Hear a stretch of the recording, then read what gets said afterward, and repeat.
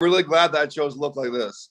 Right? I'm waiting for the YouTube to show up, bro. It is. It's low. It takes a minute. We got a lot going on. Yeah, true. We got a lot of people jamming this thing, so we'll get on it. And there we are. Oh, is this the? What's up, everybody? It's Dave Drakes with the Collective Experience, and we are back for another TCE Supercross watch party. Now, we are jam-packed with guests tonight. I've got a guy that I think you've seen before if you watched the Collective Experience. We've got Mr. Tyler MacAdams. We got mechanic extraordinaire Mackenzie Engel. Watch out for this guy. He's gonna steal your heart, steal your girl. We also have a new guest. We've got Brittany Piechota. Am I saying that right? Nope. Piechota. Piechota. There you go. I got bad intel. Brittany Piechota, all the way from great old New England, which you know is near and dear to my heart. And we're here to talk all things dirt bikes, all things motocross, as we kick off the very first gate drop for the Anaheim 3 race. Now, we've had a lot of stuff going on, a lot of controversy, a lot of battles, a lot of points chase swap ups. This is going to be a phenomenal ride. I'm going to start with Tyler. Ty, what has been one of your favorite moments from the season so far? There's a lot, but I really like seeing Eli Tomac finally find a stride on that Yamaha. I'm a big Yamaha guy, been on Yamahas for a long time, and then Eli Tomac's obviously a legend in his own right, and he's made that switch from Kawasaki to Yamaha, and I think it just took a few rides to get into that blue crew, dude. And now he's just like, I've never heard of Tomac having fun ever.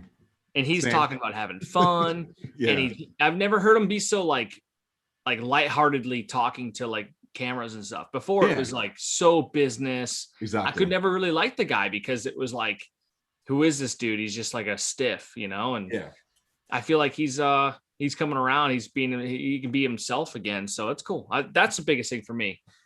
Exactly. I can't agree with you more, man. I love the fact that he's kind of like, instead of us seeing Eli kind of come into his own like 5, 6, 7 races in, we're getting a good Eli pretty early, which mixes things up a little bit more, especially with the resurgence of Jason Anderson and Kawasaki. Mac, I'll kick it over to you, buddy. I mean, you're getting ready to go racing the East Coast another week or so. What's been a standout moment for you this year? Honestly, it's the biggest standout moment, and kind of piggyback off Tyler, would be the whole Tomac thing. I mean, I expected him to be great because he always is, but like Tyler said, for him to be sitting there and having fun, where like before you barely see that guy crack a smile when he was on Cowie, when he was on Hondas, like he was showing up, doing his job and leaving. But outside of that, I mean, Jason Anderson, he's on my radar big time. I think by the 3/4 through the season, I think it'll be a close points chase between Anderson and Tomac. I think those are going to be the two that stand out in our fighting for this championship for the 450s. Yeah, I'm glad you mentioned Jason Anderson because, dude, what a freaking ride this guy's had this year. Absolutely phenomenal. Dude, he looks so good. Brittany, I'll kick it over to you. What has been one of your stand-up moments from the race season so far? I really liked seeing Sexton handle a little adversity with some crashes. He didn't get all flustered and like throw his hands up like a lot of riders did. He just got back on. You could tell with his body language, he's just like comfortable. And then I like seeing him stay up top and take his first dub. I like that a lot. That dude has flawless technique, and he's so good. I think everybody was just like, dude, when he got it, finally, you know what I mean? Like you could. Yeah. I was there for San Diego too, and people were just erupting in the stands. It was so good to see. Crazy. He's so young too, so it's like really cool to see. Exactly. One dude who's good to see doing pretty good is Marchbanks. Finally, as we're kick it back over to the race that's on hand right now. Marchbanks is out front, got around Shimoda, got around Carson Brown. Shout out to Carson Brown, who's getting me some pretty good fantasy points last couple of weeks. So I appreciate that part. But no, I think we talked about it last week on the show. Was Marchbanks has had such a rough year, man. The guy is one of the most talented people on dirt bikes. He won Daytona before for Mitch Payton, and that club bike is really, really good. So you've got all the factors that leads into what could be really good riding, really good results, but we just haven't seen it because of certain circumstances. And the guy's got to be super frustrated. So like, what are some things that you do, Tyler, that like kind of alleviates the frustration and helps you keep the focus on the racing? Well, personally, a lot of like positive self-talk is the big thing for me. Even if like I'm not doing as good and I know it, as long as I'm positively talking to myself, and I'm not beating myself up over results and short-term stuff, then I usually end up coming up out of that rut, so to speak. Right. So you have a few bad races. You don't beat yourself up over those races. You talk yourself through it. It's okay. Like, you know, I can't be 100% perfect all the time. This is just how racing goes. Yeah. You try to find the issues at hand that are causing your lack of results or lack of speed, whatever it might be at the time. So for me, it's a lot of personal hyping up, I guess you could say, you know, and I'm sure a lot of guys will agree that most of this racing is mental. You need to be physically fit for this, no doubt. 100% you need to be physically fit. But if you're not mentally there, it's going to be really hard to compete at the top. Yeah. And and Rob, I'm watching Rob Bell. I know there's a delay. Like Rob Bell's having a hard time, and like so you could watch Rod Bell have a hard time here. And is he going to beat himself up, or is he just going to recuperate, reset, and start fresh for the LCQ? You know, that's a big thing. He can definitely make it into the main, but that LCQ is going to be something he needs to do well in, top 4, obviously. If he's going back to the pit and he's cursing himself, beating himself up, guaranteed he won't make it in, because I mean, you can go from novice level all the way to the professional level, and if you beat yourself up mentally over the small stuff that doesn't matter anymore, it'll be very hard to see results. I definitely agree. Totally agree. I definitely agree. Yeah, this track looks like it's got Rod Bell's number a little bit. One thing that I liked about the Anaheims this year is we got like a little bit different texture. We're starting to actually develop ruts in some of the transitions, ruts in the corners. Brittany, as a rider and a pretty good rider from what I'm hearing, what are your thoughts on this Anaheim 3 track? Like, how does this shape up compared to some of the other ones that we've seen so far? I mean, it definitely looks a little better than A2 in my opinion. I don't know. The dirt looks like it's like slick almost. Yeah. Would you it almost looks like it's like darker dirt. Yeah, it looks like it's like a clayish texture. I don't know. Yeah, definitely. Which it's the same dirt, but like there must just be a lot more yeah. moisture in it or something for whatever reason. Yeah, exactly. Which can come up and snake you really quick. It looks like a good track. I mean, honestly, it seems like they're flowing through it pretty decent. Besides Rod Bell right there, but yeah, it's all right. He'll bounce back. He's yeah, for sure. That kid's a fighter for sure. Yeah. How much of a delay do we have from me to you guys? So what we can do is on the next one, I can see like what the timestamp is once those gate drops. Yeah. We can all pause to catch up with one person. Sure. So yeah, that usually works what we've been doing, but it's kind of a pain. Like everyone gets it differently. It's not a big deal. I'm on final lap. I'm watching Shimoda reach up to Marchbanks here. Yeah, same thing. I'm on the same one. Yeah, I'm on the same final lap also. Shout out to Tony in the chats. What's up, Tony? All the way from New Zealand, man. Hope you're doing good. Hope riding season's kind of still there for you guys. Kiwi, dude.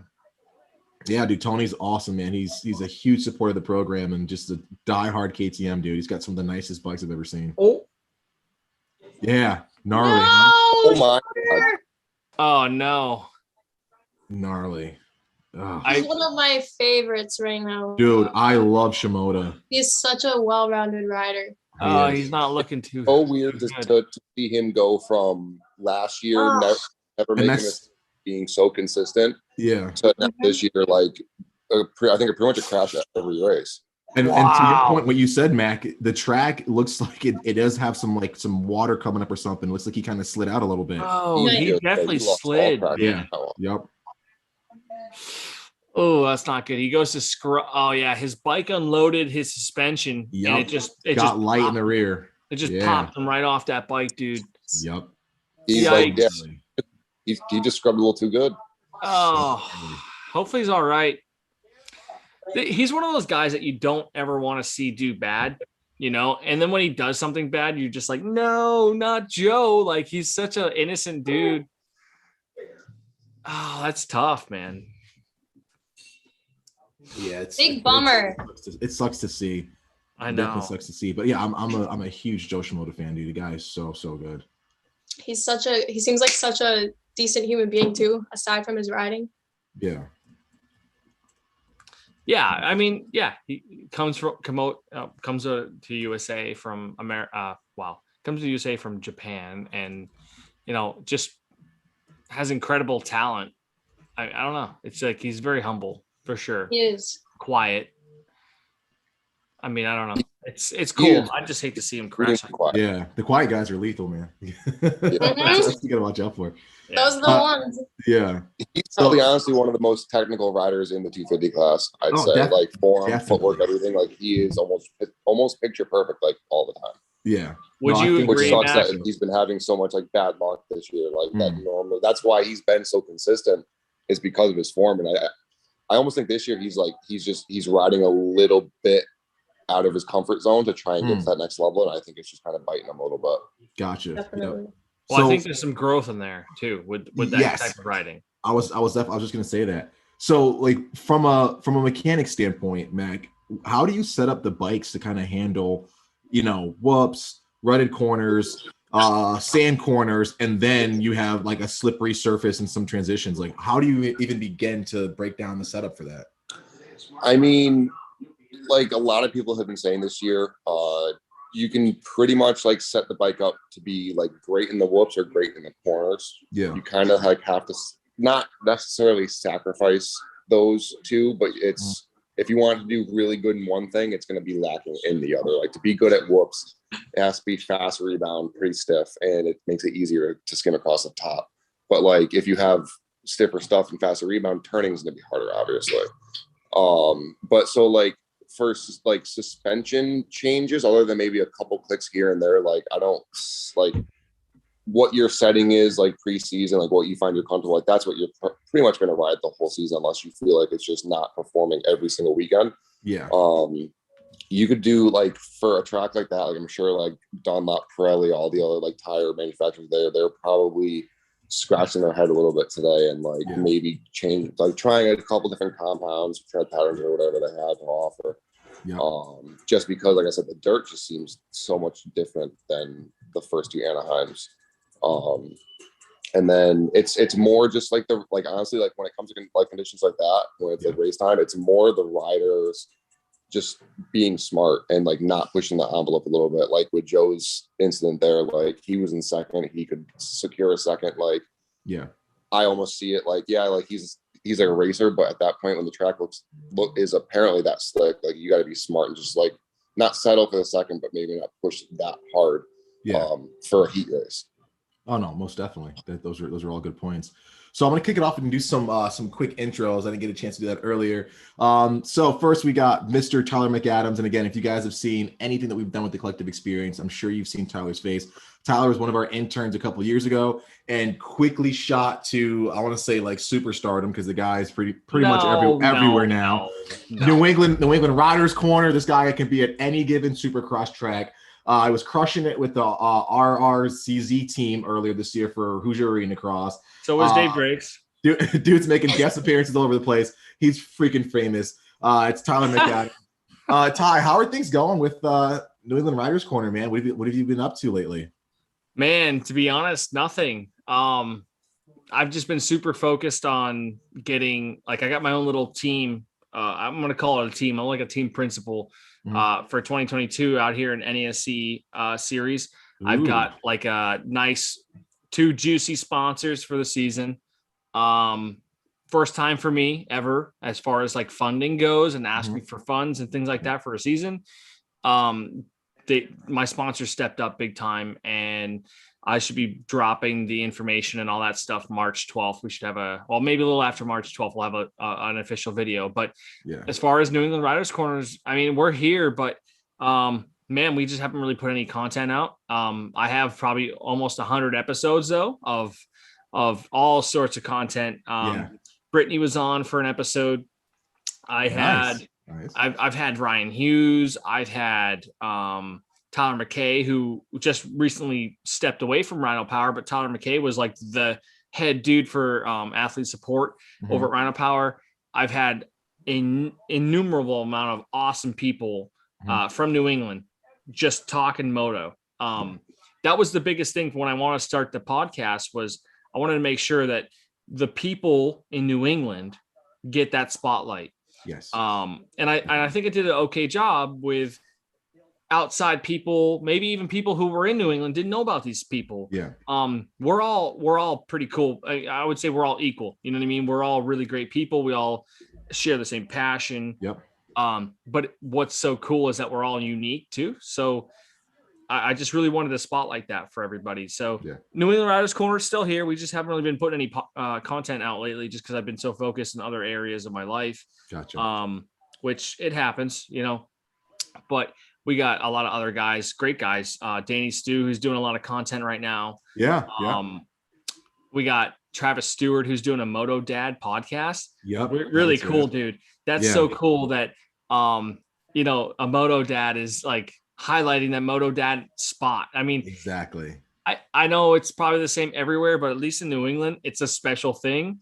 It's you got the extreme high and the extreme lows and in like, it's cool. So Travis does a great job of highlighting that. But yeah, anyways, I'm an average Joe. You know, I reached out to you a long time ago about getting out to a Supercross race, and you made those dreams come true, and you made it possible through the collective experience. So I'm forever grateful because of the experiences and the connections I've made through your program, Dave, especially, you know, because of you, because you made sure that was a thing. So it's incredible. You try to give me this huge intro, dude. I'm just a regular dude that just took advantage of an opportunity. That's all that is. And you provided that opportunity. So high praise. I was just a conduit, man. You were the spark. I was just a conduit. It's it. But you know what? You need the two to work. You know what I mean? So I hear you. And that's what when people ask me about the collective experience and going to the Supercross races, I'm like, just fucking do it. I'm telling you. Just do it. It's the greatest thing you'll ever do. If you love motocross or supercross as much as you say you do, you're going to love the experience from the collective. I mean, it's for sure. Incredible. It's absolutely incredible. High praise from somebody who used it to their full advantage. Appreciate you, Tyler. Always crushing it with your content and what you got going on. It's immeasurable the amount of impact you're having. We just dropped the gate for heat race number 2 for the 250s. And I don't know if you guys saw a little earlier, Friese was like right next to Craig. And I was wondering, I was like, man, I wonder if the mechanics were like, dude, keep your guy in check. Don't let him near my dude. We're not doing a repeat of last weekend. Which, like, you know, what do you guys think of that? Like that whole thing is, we'll definitely get into that. But could you imagine if Mac was Craig's mechanic? Dude, I think Friese would think of like a time or two before getting into them, dude. Like, I've seen Mac at the races all jacked up. Mac is, if you guys are seeing Mac for the first time, which if you follow the program and our content, he's in there all over the place, probably just as much as Tyler is. Mac is like 10'5", 899 pounds of muscle. just like massive, dude. And like, if there's anybody that I want in my corner at any time, it is freaking Mac, because the nicest dude, and we always have a good time. But Mac can literally bend a bike in half, so you know you're protected, dude. If anything goes down, I'm like, I got Mac watching over me, dude. I'm good. And I think unfortunately both of you and AJ have maybe use that to your advantage a few times. A time or two. Like, look at this as a point of view. You're like, you know, a mechanic for some guy or whatever, and Mac comes over and goes, "Hey, make sure your guy goes left." Yeah. And he's just like, "Okay, yeah, okay, yep, no problem." Definitely happening. Yeah. And Mac's like, "That's what I thought." Great race. Mac puts the bear paw on you on your shoulder, and hey, make sure your guy goes straight. Like, yes, sir. Okay. Yes, he's dropping the sir, and yeah. Yes, mister. Yeah. Yes, sir. I'm sorry, mister. So, Craig's had a really breakout year, man. And you know what's weird is Craig, if you ask anybody in the pits, right, especially anyone on this team or any of the other riders, they're gonna tell you that Craig is a phenomenal rider. The guy is lights out fast. He can almost skim whoops better than anyone out there. The things that he can do on the bike when it comes to Supercross is like second to none. But consistency has been his issue all along. He's been on some of the best bikes that you can be on, and still he's been plagued with that over the years. What do you guys think is the major difference this year with Craig? Like, why does he look so dominant, so focused, and so ready to get a title? Like, what's been the difference? I'll start with you, Brittany. Honestly, it seems like he put more off-season work in. There we go. He just seems a lot more focused this year than the past years, especially since he's got those injuries the past few seasons. Yeah. So I think he's just like putting it behind him and putting his focus more to a positive area and just digging for it. Injury-free season is huge. Yeah. What do you see in Tyler in terms of Craig's new rise to glory? One of the biggest things I think is going to be, like I just mentioned, was injuries. I mean, he's suffered for quite a while as far as injuries going into his seasons. I think a lot of it too is racecraft. I mean, at some point it just becomes confidence. And I think him being a veteran in the class, he's just, he knows what he's doing. Yeah. A lot of these guys are still new to this class. He's not. So he has the upper hand on everybody, I think. I agree with you, man. I definitely agree with you. Mac, I'm sure you're feeling the same thing, right? So, I mean, the biggest thing that like I see with Craig is he just knows like he's the guy. Like he believes that he knows like this is his championship to lose. It was like that before the first gate job of A1. Like he walked in there knowing that he was going to do this. Like he has that much confidence. So I'm down here training at MTF with my team. That's where we ride every day.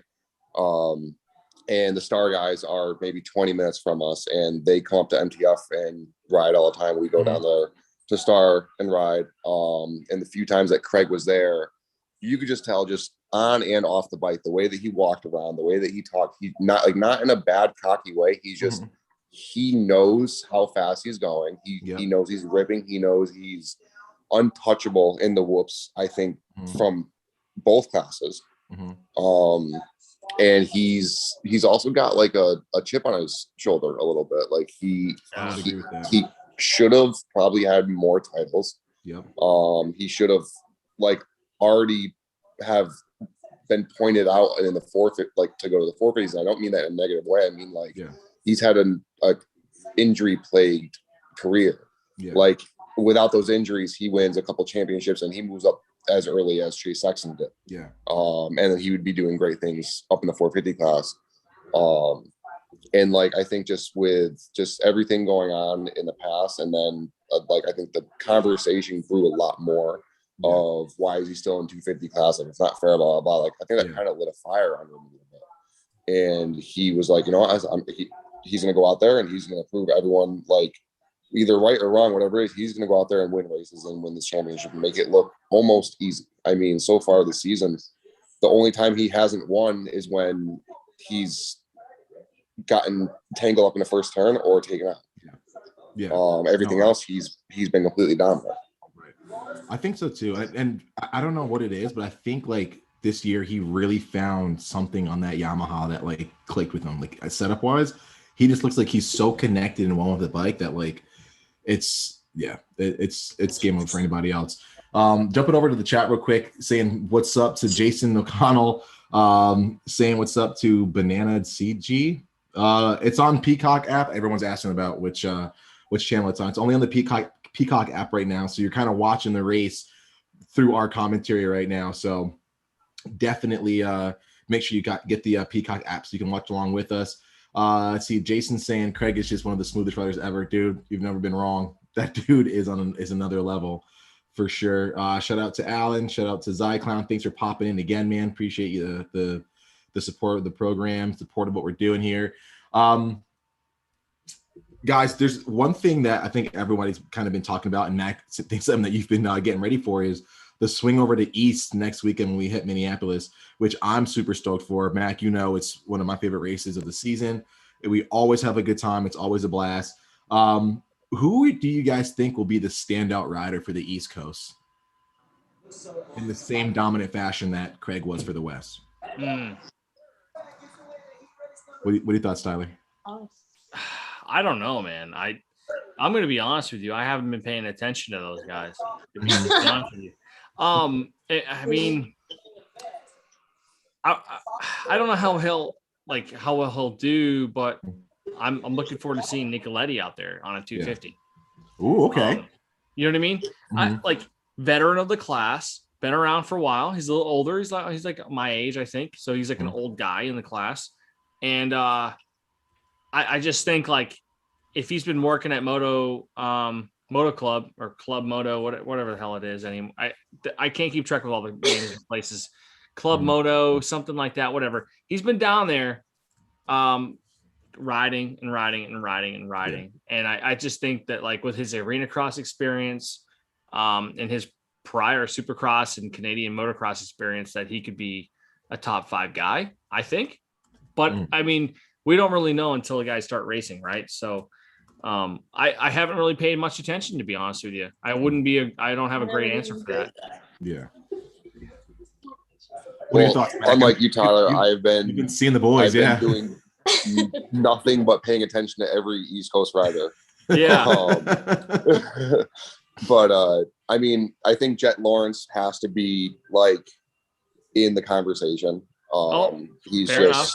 He's just no matter what. Like I think even if he showed up to West Coast with the broken ribs that he had, he would still be giving Craig like a run for his money. The kid is just ripping this year. I've been to 83 Compound a couple times this year and gotten to see him ride like up close and personal, and he's just on another level. He trains with Cooper Webb, and there was a couple motos that he was like closing the gap between him and Cooper Webb when he was on a 250 and Webb on his factory KTM 450. Like, wow. The kid is just flying. So like, no matter what, he's got to be in the conversation. I think I've seen a lot of Jeremy Martin ride. Jeremy Martin's going really, really fast. And he's gelling with that star bike. It seems like everything's working for him really well. We did a race day simulation with them last week, and he's cranking. And then someone who's like really, I think under the radar in like the big light, I've heard no one talk anything about him is, and I might be a little biased here, but is Jordan Smith. One of the riders for the team that I work for. And obviously I see him ride every day, but like I hear from everyone who comes and watch, whether it's a sponsor, just someone else in the industry, a bunch of the star guys have said like, Jordan is ripping this year. It's just, he's got, he knows he belongs up there. Like he knows that title can be his. Like he's plenty fast enough. I think he's gonna win a bunch of races this year, and he'll be in that points chase all season long for sure. I mean, really? you look at him, pro circuit, man. He was on pro circuit for a while. Yeah, and then before that, he was on TLD. Yeah, a bunch of years when he was on TLD. Like a lot of people don't realize, like he came in second in the championship by 2, 3, 4, 5 points. Like he was always right there. 2016. I'm pretty sure it was 2016, the year that Osborne won his 250 title. Jordan went into that, I believe, points leader, and he at one point in time when Sabachi went down in that race, Jordan had the title wrapped up. It was his, and unfortunately he went down. But like, yeah, he's had a lot of success. He's had some injuries, but things are clicking. This new Honda that like we built it's a good bike. It's a fast bike, and it's doing exactly what he wants to do. So I wonder if Faulkner can be a contention. Every year he seems to do okay, but puts himself out with injuries or something like that. I mean, what do you guys think about Faulkner coming in? Maybe what's this, like 4th season now, 250s? Or like he's supposed to be this kid that is going to come up and dominate and win championships, and we have yet to see that. Yeah, I'll kick this off because they were just talking about it in the chat. Faulkner is so freaking talented. Like, he reminds me of like any one of the top guys. You can AC, even who else was it? The like a Tomac when he first went pro. Any one of those guys. I feel like he's right there with them. But his issue is he still rides with that kind of young guy aggression that's kind of unmetered. So if you see it in a lot of rookies where they're lights out blazing fast, but they always tuck their front end corners, or they're just going out in the whoops, and they've got like this untethered like rawness that's not been refined yet. And I feel like Faulkner should be to the point where Sexton's at right now. He should be a 450 guy, already had a title or two, honed in his racecraft, but we're not seeing that right now, man. And that's what's killing him right now, I think. Absolutely killing him. And it's hurting his career long term. Yeah, he's not getting hurt seriously enough to have like long-term lingering effects, I don't think, but he's knocking himself out of contention every year, and that goes unnoticed for teams that want to hire him. So yeah, that's not going to get him a pro circuit ride for the third year in a row. Exactly. I mean, they ultimately hire you to put out results and ultimately championships. So if he's not able to perform and provide what the sponsor wants, they're going to have to do what business does and just say, sorry, see you later. See you. Exactly. So, I mean, dude, if he doesn't make something happen this East Coast series, I wouldn't be very surprised if he gets let go of pro circuit. Unless Mitch is just like, no, man, like, he's a core guy and he's just gonna, he's gonna be good for us, whatever. But I mean, I'm not in that. I don't know the business. I don't know what everyone goes through, but I feel like as a business kind of perspective, if you're not performing and you're not putting out, you gotta go. Yeah. After a certain amount of time. I definitely agree. Before Matt gets out of here, I want to give Matt a quick intro. Again, if you guys have watched anything that we've done in the past, a lot of our promos, you will see that guy's beautiful face. It's Mac Engel, a guy in New England who scraped his way to the top of the sport. And I will say top because he's working with some pretty high-end riders to the point where, he's one of the guys in the industry. He's got connections galore. He's wrenched for some amazing people. He's even tuned Pastrana's bike, which not many people can say, dude. I think you forget that sometimes. Like, you actually tuned Pastrana's bike. I do often forget about that. Yeah, Mac, where can people like kind of catch you this year? Like, what are you going to get into, man? I know you're with the race team, but what else you got cooking up? I mean, right now the race team is it's my only focus. Working for a team of this caliber, for those that don't know, I am wrenching for Jarrett Fry for the Firepower Honda team. Solid team. It's a really good team. It's the owner has put together an amazing roster of people, bringing on Martin Davalos as the team manager. He is just so, oh wow, Fernandez took a yeah, he just, oh boy, ate it bad in the start.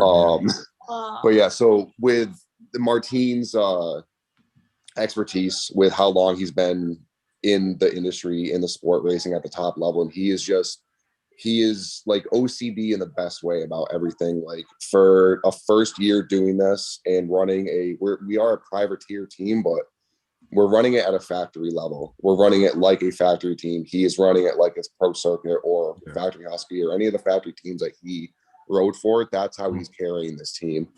And then we've got Jordan Smith and Jarrett Fry as the two riders, two seriously fast guys. Jordan, a ton of experience and a ton of speed, and Jarrett, a ton of raw talent and speed that, like, the kid's only gonna get faster every single year. It's been a ton of fun wrenching for him this year. I think we're gonna see a lot of good things out of him. And then we've got Jordan Smith's mechanic, Justin Hobson, is like one of the most talented mechanics I've ever worked with. He's taught me a ton. But so with that team being at that level, I really have no time to focus on anything else. Like, my girlfriend is down here visiting me for like just a handful of days before the season starts, and like, she's a senior for a while, and I feel terrible because I have to work every single day. Like, we just got our semi visiting. we were like loading all this stuff up, like everything. And it's just like, I feel terrible because like, I want to spend time with her, and it's like, this stuff has to get done. The truck leaves on Tuesday, whether it's ready or not, the bikes need to be done. You know what I mean? So it's just like, there's no time for anything else. All hands on deck, man. But once the season's over, I'm gonna take some well-deserved time off. And then basically just come back and start getting ready. We're gonna take the team over to Australia and do the World Supercross series. Nice. The new series that they just announced. Our plans are to compete in that and see if we can bring home a world champion. That's gonna be wow. so cool, man. That's That's gonna be sick, so dude. freaking rad. Yeah, dude. Congrats on that. The new gig's freaking phenomenal. I remember when we talked about it a couple months ago, dude. We were ecstatic, man. So proud of you, buddy. It's cool to see you do your thing. And, thank you, brother. Yeah. I could and Awesome. just if nobody knows, Dave did say, yeah, I worked and put in a hard grind to get here. Yes. Without Dave's program, I would not be here today. I would not be in the position I am. Nothing would have been possible. It was Dave opened up a lot of big doors for me, which inadvertently definitely helped get me here. So Don't even talk. I think Dave. Don't make him cry. I think I was like, all the love.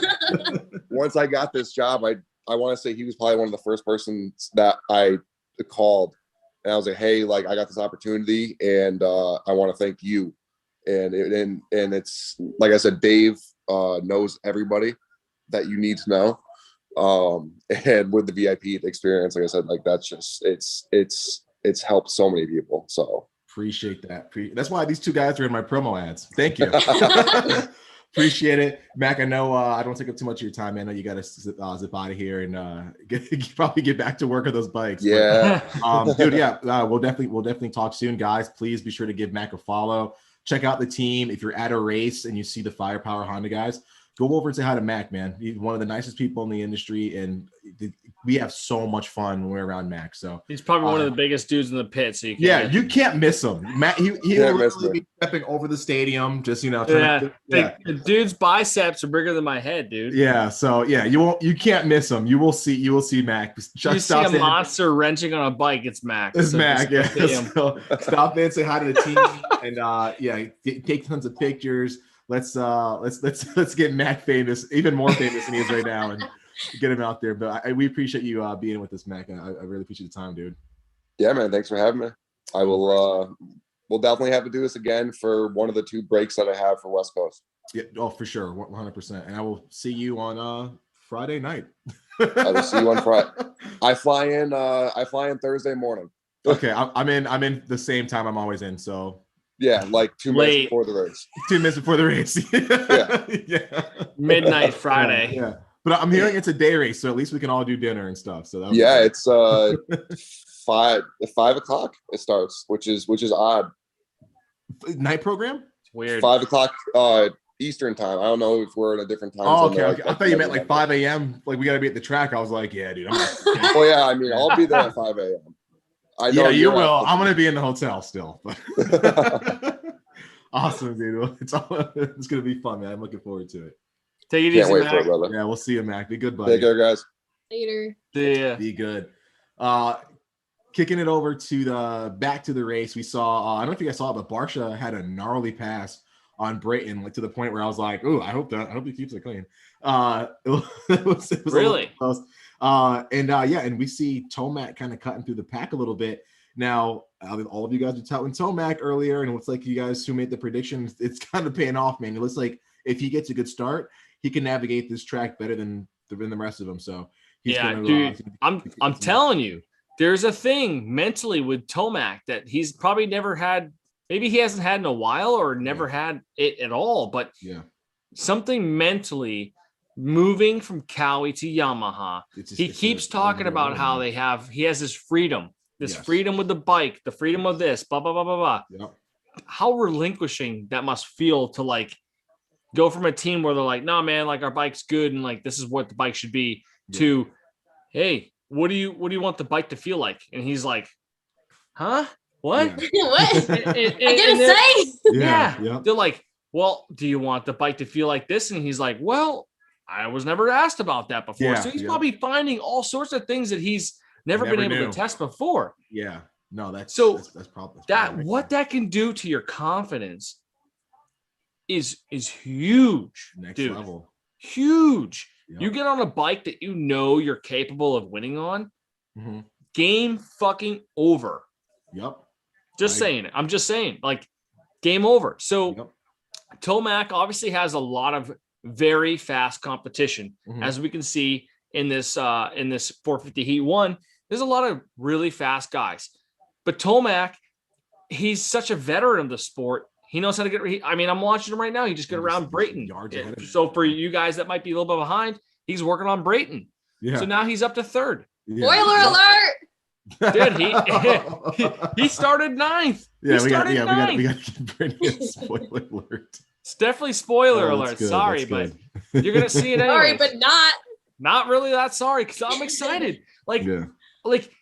I never liked Tomac so much because he was just like a Either. really dull guy. Yeah, very. And I was like, he would say something and it was just like, okay, yeah, okay. Now he's like, dude, I'm ripping, I'm shredding, like the bike's Smiling. good. Yes. Yeah, he's Exactly. smiling, he's having a good Exactly. time. I'm like, this dude It's is on it. such a Yes. good switch, such a He's positive on it. switch. Yeah, I ride Blue Crew, so I'm a little biased, but A little bit. A little bit. It's I fine. mean, the bike does everything really well. And at a factory level, it probably does everything really great. So Yeah. Oh no! Yeah, it's cool. definitely. I think most people in the chat would agree with you. Crossing over to the chat, we have Mr. Jay Kavanaugh in the Hey. building in the chat. Hey, Cav. Everyone's moto dad. Guys, if you haven't checked out Dr. Jay Kavanaugh, head over to his channel. Jay has some incredible things going on in terms of mental coaching. Jay has worked with some of the premier moto riders, drift, and I'm sure a lot of other pro leagues that you might not know he works with.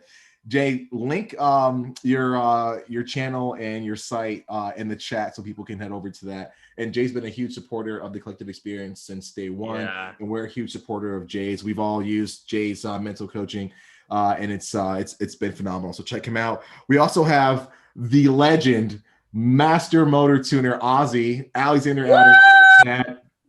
Ozzy, I will say I have known Ozzy since before I hit puberty last year.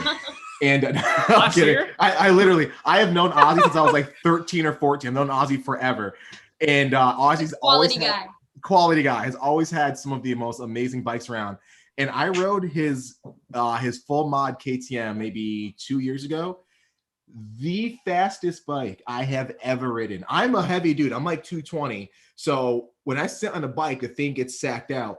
That thing ripped me off in a whole shot like I was a freaking fly in the back of a horse, dude. Literally, it was and wheelied on me. And I was like, dude, how is this bike doing this? The nicest bikes around. Love Ozzy. He's dude. The guy's like family. I absolutely love him. He helps So me with shouts my out. bikes often, all season. Yeah, dude, he's such a good dude. I freaking So love good. New England. Jason's saying Jason's been trying to get me to go Blue Crew for a while, and I want to, Jason. I will go Blue Crew. I promise you, buddy. We're gonna make it happen. I was Blue Crew for a while, so I'll hop back on. But let's see, Ozzy's also saying Eli is gelling like his Geico days, and that was one of the most lethal riders that I could think of to date. The way that the Geico Honda Eli Tomac was gapping Dungey in his prime, nothing comes close to that. That was absolutely insane. Absolutely insane. Tons of confidence in that kid.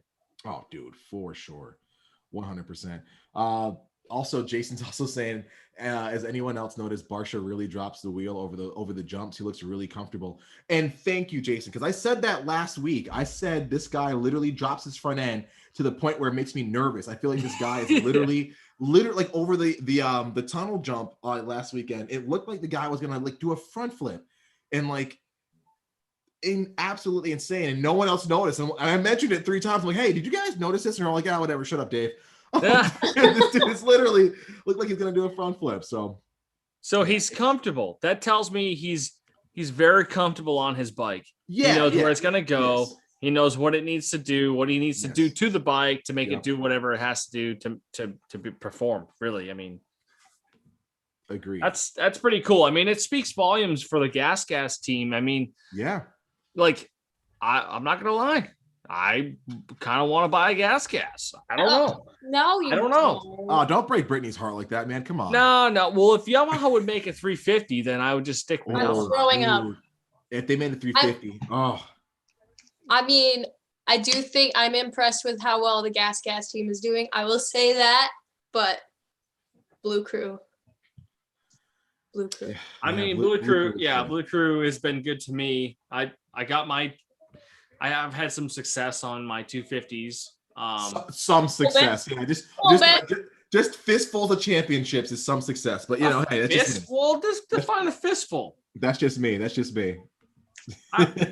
25B and a 250B. That's it. It's just that's all. More. That's more titles than I have. I'll tell you that. But Dave, you don't race, bro. You don't come out and race. You could probably. I know. I really. My dad was actually talking to me. He's like, dude, like, remember when you used to actually race and stuff? And I was like, yeah, but like, you know, adult life and stuff. I'll get back into this year now that I can ride.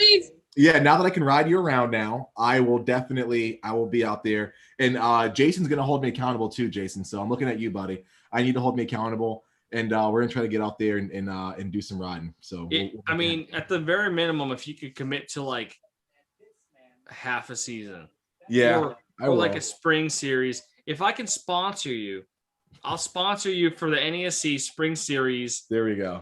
Oh, where's my sponsorship? And I'll sponsor boots too. Yes. There we go. for what I mean, are you racing women's anymore? You're not really racing women's. I don't have a bike right now, so I'm not sure what I'm doing, but when I find one, I'll let you know. Is it? Yeah, so I've got a mint condition Cowie 450 for you for sale. Oh, painted blue, baby. So get some blue plastics and get some blue plastics. Yeah, we're solid. Are you, Jason White is saying that watching Barsha Rye is giving him Josh Hansen vibes, and let's see, T. Anthony said that James Stewart used to drop the front end like that also, which I agree wholeheartedly. And Ozzy's saying the bike was so fast to the point where it ended JYD's career. Dude, that bike was fast, man. That was a fast bike, Ozzy. So which one was that, Dave? His KTM. Remember the KTM I rode at?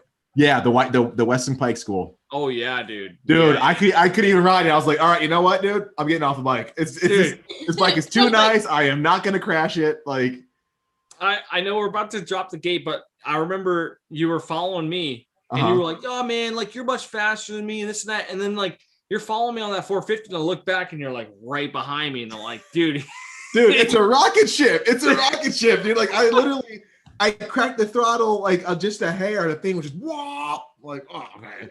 I'm like, Dave Drakes is on the throttle. This dude's moving right now. Yeah, dude. Freaking Tyler Steppick pulled me aside too. He's like, Dave, you are really hauling the mail. I'm like, trust me, it is not talent, dude. It is it is all motor, hey. So you need a modded 450 KTM. That's simple. Yeah, I might lose my life in the meantime, but hey, I'll get a couple good finishes. Why not? We just dropped the gate on the 450 heat number 2. As always, Jason Anderson is not surprising anybody. Dude's looking super money on that new Kawasaki. But what's unique is he's got number 7 KTM rider behind him, and AP didn't really have that great of a week last week. And no, he didn't. I was really hoping that it wasn't just like a one-off thing where we saw him up front with the leaders. What was it, A1 or Oakland, where he was like really looking super racy. And I'm a huge AP fan. I want to see the guy get some podiums, and it looks like we could see an AP that feels more comfortable.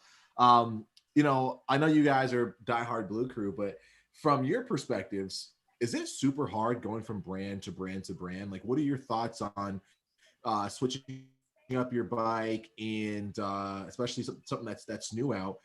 Do you think it's super hard to get acclimated? Like, what's the best method and process for that? I'll start with you, Brittany.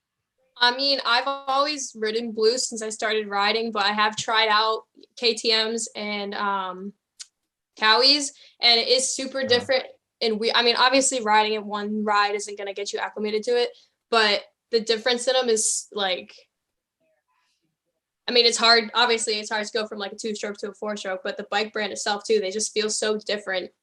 It's like you have to figure out how the bike's going to handle, how it's going to work. I mean, I'm sure if I rode them more to get more than just like one day riding, it would be easier, but from just one swap over for a few motos, it's definitely difficult. Gotcha. Yeah, those frames, when you go from a steel frame, KTM, Husky, gas, and you swap over to a aluminum frame, you know, YZ 125, YZ 250 4-stroke, 450 4-stroke. We're talking different flex characteristics, different feelings. I rode my 450 Yamaha back to back with a KTM 450. It was like a 21 450, I think. And you right away, you can feel the difference in the characteristics of the turning. Mm-hmm. Yamaha's heavier, right? So you get a little bit more of a vague feel when you turn, you lean in, it's a little bit more vague. That KTM, it's like, hey, I'm turning left right here, and you can feel it, and you know what it's going to do, but you feel a lot of vibration through the bars, a lot of vibration through the seat. Mm-hmm. That steel frame really like reverberates that vibration. So like if I'm racing at a professional level, I think that it can be difficult, but with the resources that these teams have, I feel like you can get very comfortable very quick. Now, as far as the amateur level goes, you go from Yamaha to Honda, big difference. Big difference. Power difference, characteristics as far as suspension goes. You go from KYB to Showa. The Honda's been known to be a rigid feeling bike. Yamaha's been known to be a very forgiving bike on a straight line, very comfortable. So it could be a big deal for guys on a local level, on the smaller level, because we don't have access to the $8,000 suspension or whatever it is. It might even be more than that. Power delivery. A lot of people don't have $1,000 to just drop on a mapping system, like a get ignition system. So, you know, a lot of things go into play with there. So it's difficult to change up brands, I think. I would agree with that. I think there's one more guy that's going to hop in here that can agree with you as well.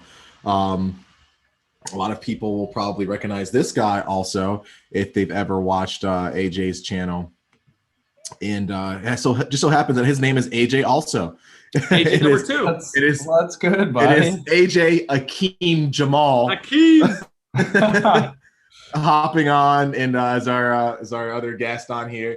What's going on? How are you, brother? Not much. What's happening? You know, just watching some races, talking some BS, you know, having a good time. Hell yeah. Just another night. Just another night. Another night. Dude, I'll be honest with you. I've been out running errands and we just moved. So we've been doing a bunch of moving type stuff. And dude, I haven't I missed all of qualifying. So that's okay. Qualifying doesn't even matter anymore. Qualifying is just like, hey, they're here, they're riding their dirt bikes. That's it, really, because I completely missed it, dude. Yeah, I mean, I'm watching, spoiler alert, I know there's a delay, but Mookie's battling Roxon right now. Dude, so. And dude, it looks good. He looks really good, dude. Oh! Ran him a little high, huh? Woo. I mean, Ozzy's sexual chocolate on the move. Oh, there you go. Brother James just said season's over for Roxon this week, didn't he? Dude, I think so. Wow. Did you really? I think so. Man. I didn't listen. Right? Yeah. Wow. I mean, anything's possible. You hate to see that kind of thing for Roxon. Yep. But, I mean, I don't know if he's just kind of like in reserve mode because of past injuries. He's a dad. I'm not a dad, so I don't know. But, like, I feel like when you become a father, things are a little different. You look at things a little bit differently. Oh. You can see that with Tomac and stuff like that. He spoke about it. Right. Yeah. Things change. Yep. Yeah, and he's at a different point in his career, man. You know what I mean? Like, I would love to see him just get one more before he calls it quits, but you know, he's different parts of the career. So I really think that he deserves a championship. I do too.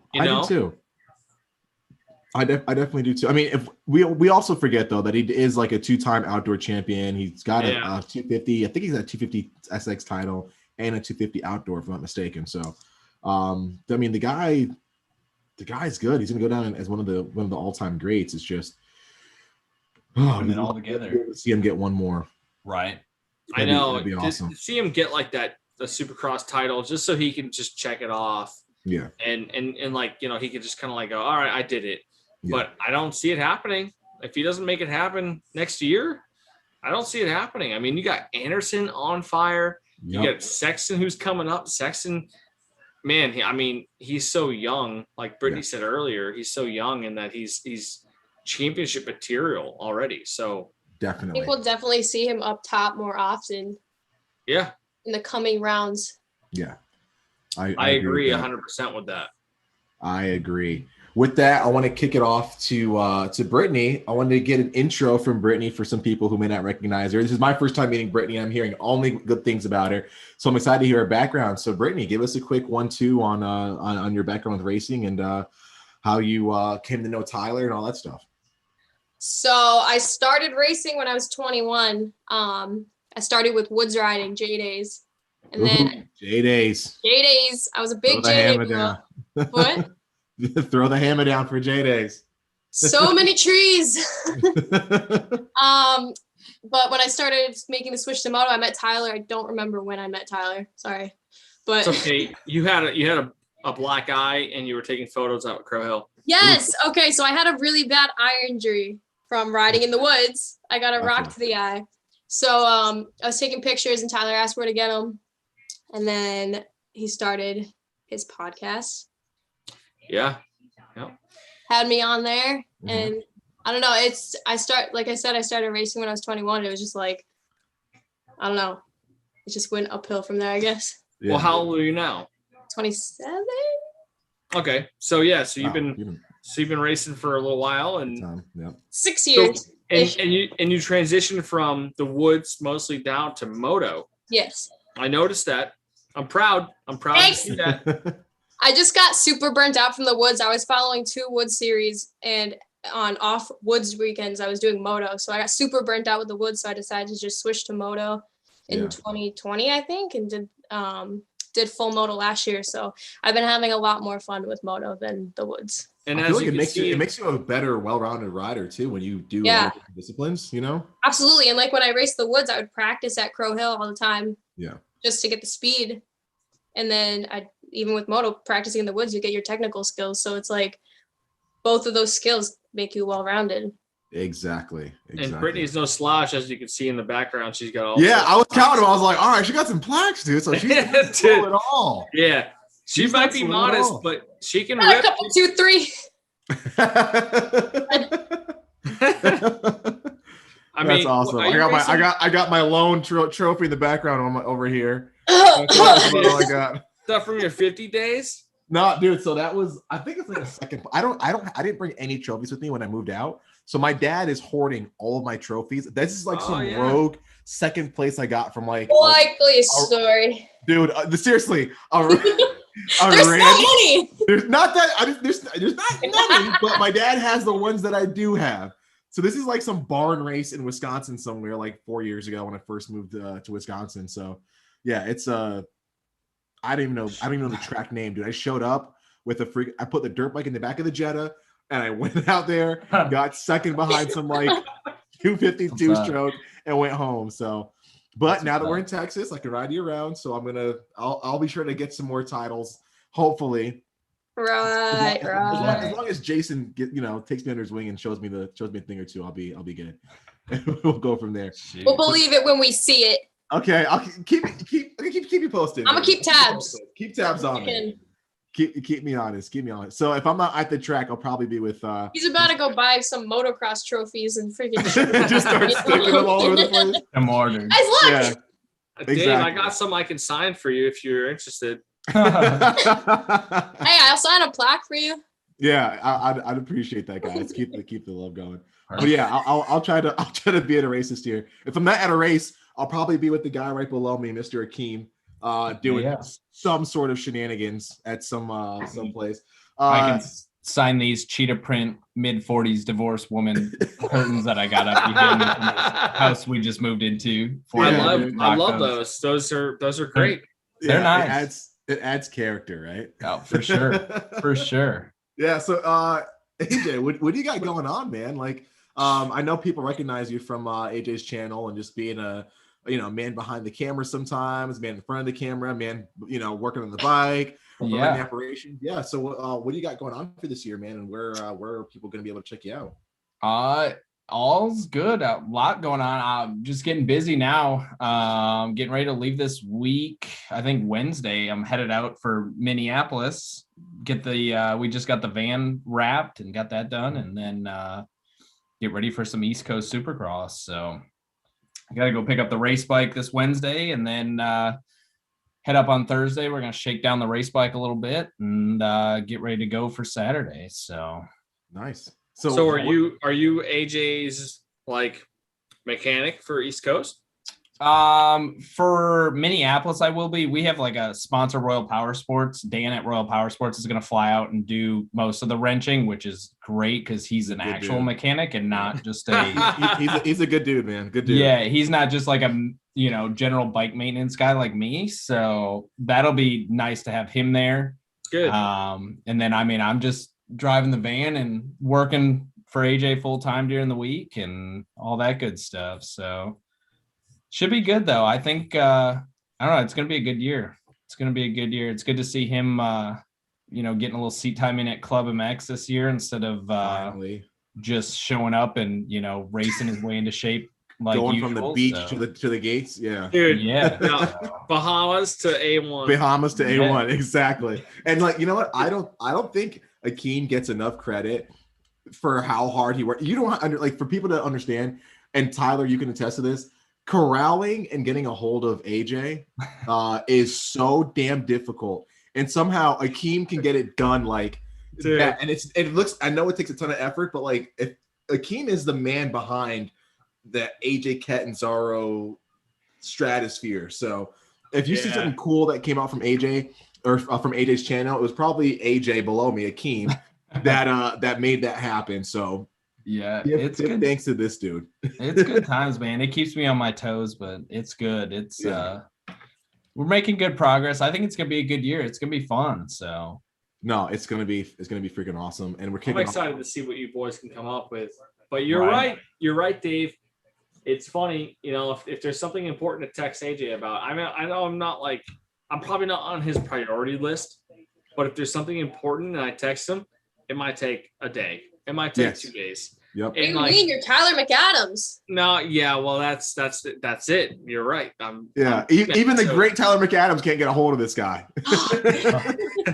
AJ is just he's just funny, man. Like he's just all over the place, and I love that like I love that about him, that he's all over the place, yet he's so like categorized and focused when it comes to like stuff. So it's pretty interesting to see him put the things together, especially with Akeem, and put some sort of East Coast support type of race effort together. It's cool.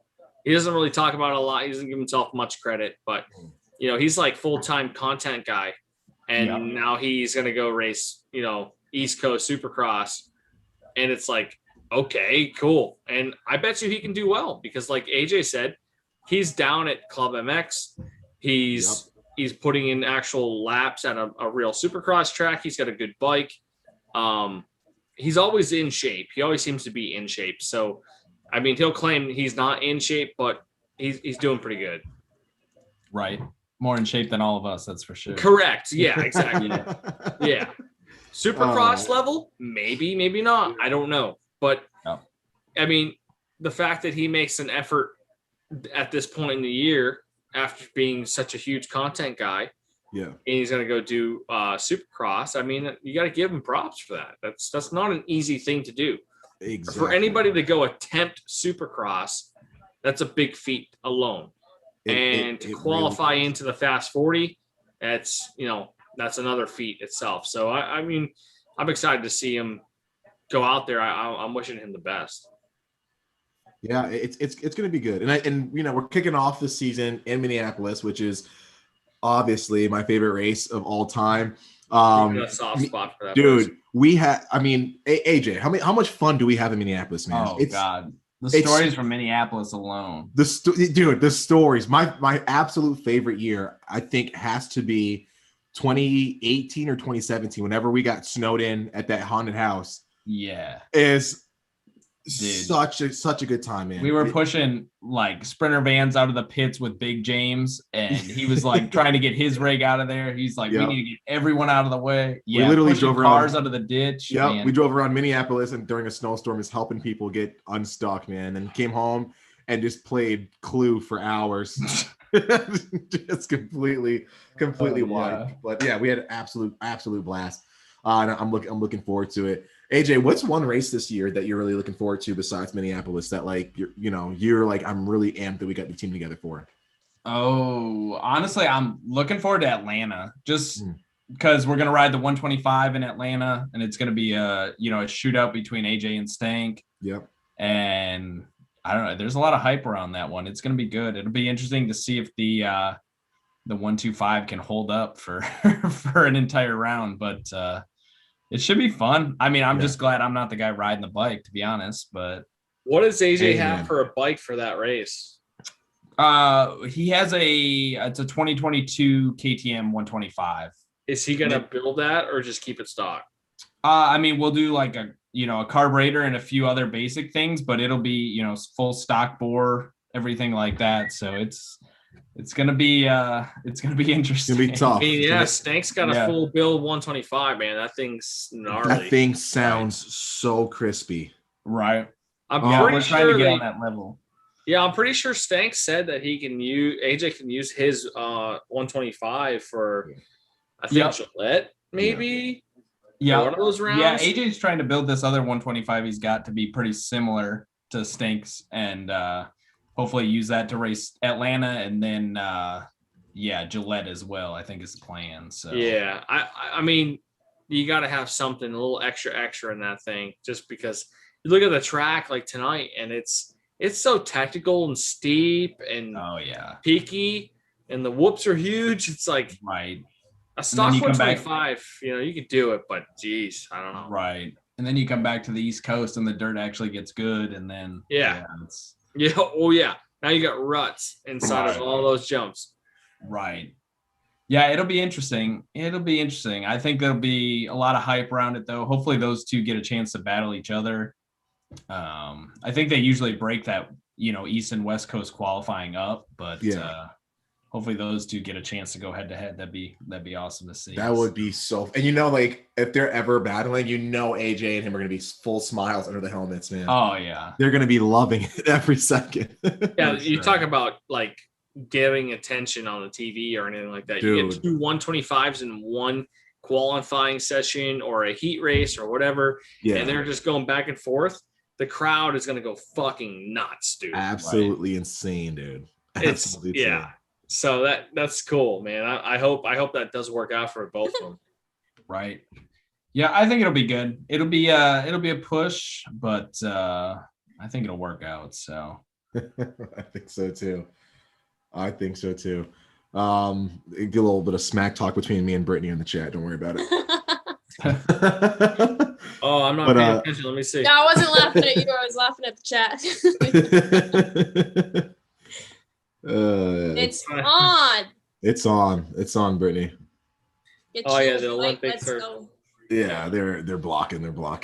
But no, I think I think it's gonna be a great season all around, man. I'm so stoked to see the new teams. I'm stoked to get the program ramped up. We've got a lot of cool interns that are looking for opportunities out there, and we're getting them hooked up as best we can.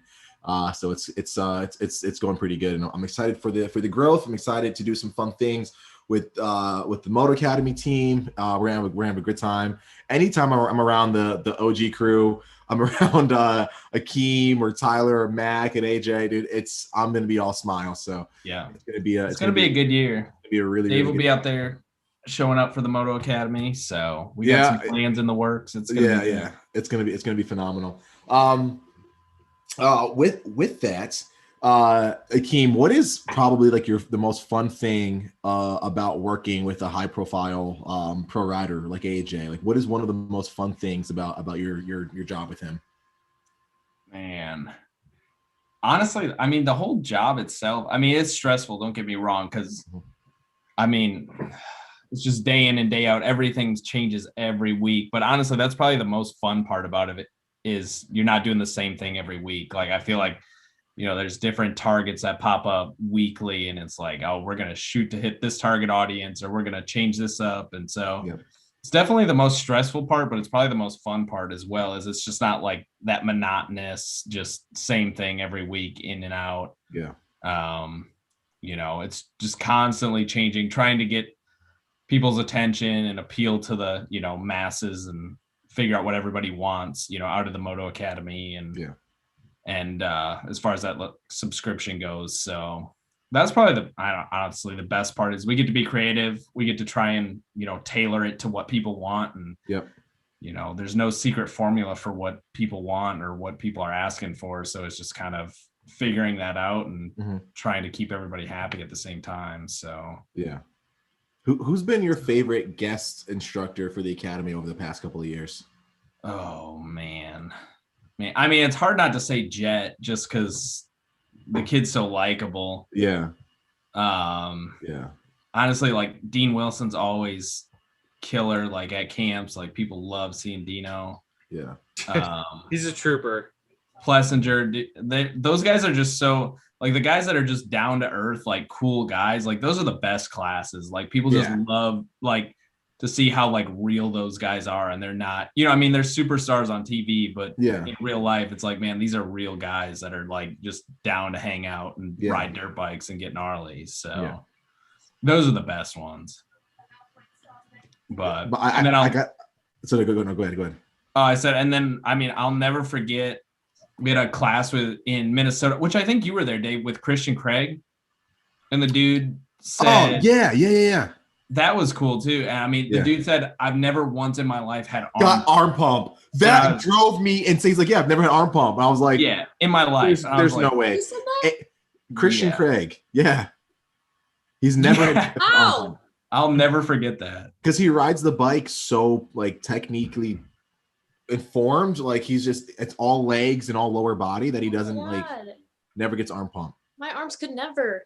Right? He said that, I was like, that's a lie, dude. It was nuts. I'll tell you. So my favorite one, Tyler was there for. I gotta say, it's a tie between Weston Pike, because that dude Weston to this day, dude. I text the guy and I'm just like, bro, I'm just texting you to show you some love, man. Miss you. It's Weston. Or Jet. Like I had a blast with Jet, dude. I'm a little bitter because I lost that bet to him and I had to go full pink, but it is what it is. He cheated, but I'm gonna keep checking past it. And I also loved AC, man. Like that dude was super cool to hang out with, really chill guy. Yeah. Such a nice guy. Yeah, bought me the two that stuck out to me was Adam Tincerillo, and we went out to like the Shakes and Burger place in Keene, New Hampshire. Yep. And then Weston went out to like dinner with everybody down the road from the track. And like that was one of the coolest, most like raw conversations with somebody as far as like someone that I would see on TV. Like Weston's not like a TV like celebrity kind of guy. Like he is just like any of us where he's had kind of a career where he's been looked at and everything like that. But one of the things that stuck to me was like, he had said that if he had not found dirt bikes and got good at it, he'd probably be dead right now. Like he was like, honestly, the stupid stuff that I had done when I was a kid, if I had kept doing that, I'd probably be dead. Between drugs or just stupid stuff within the community, the gang violence and things like that in California, whatever. He's like, I'd be dead.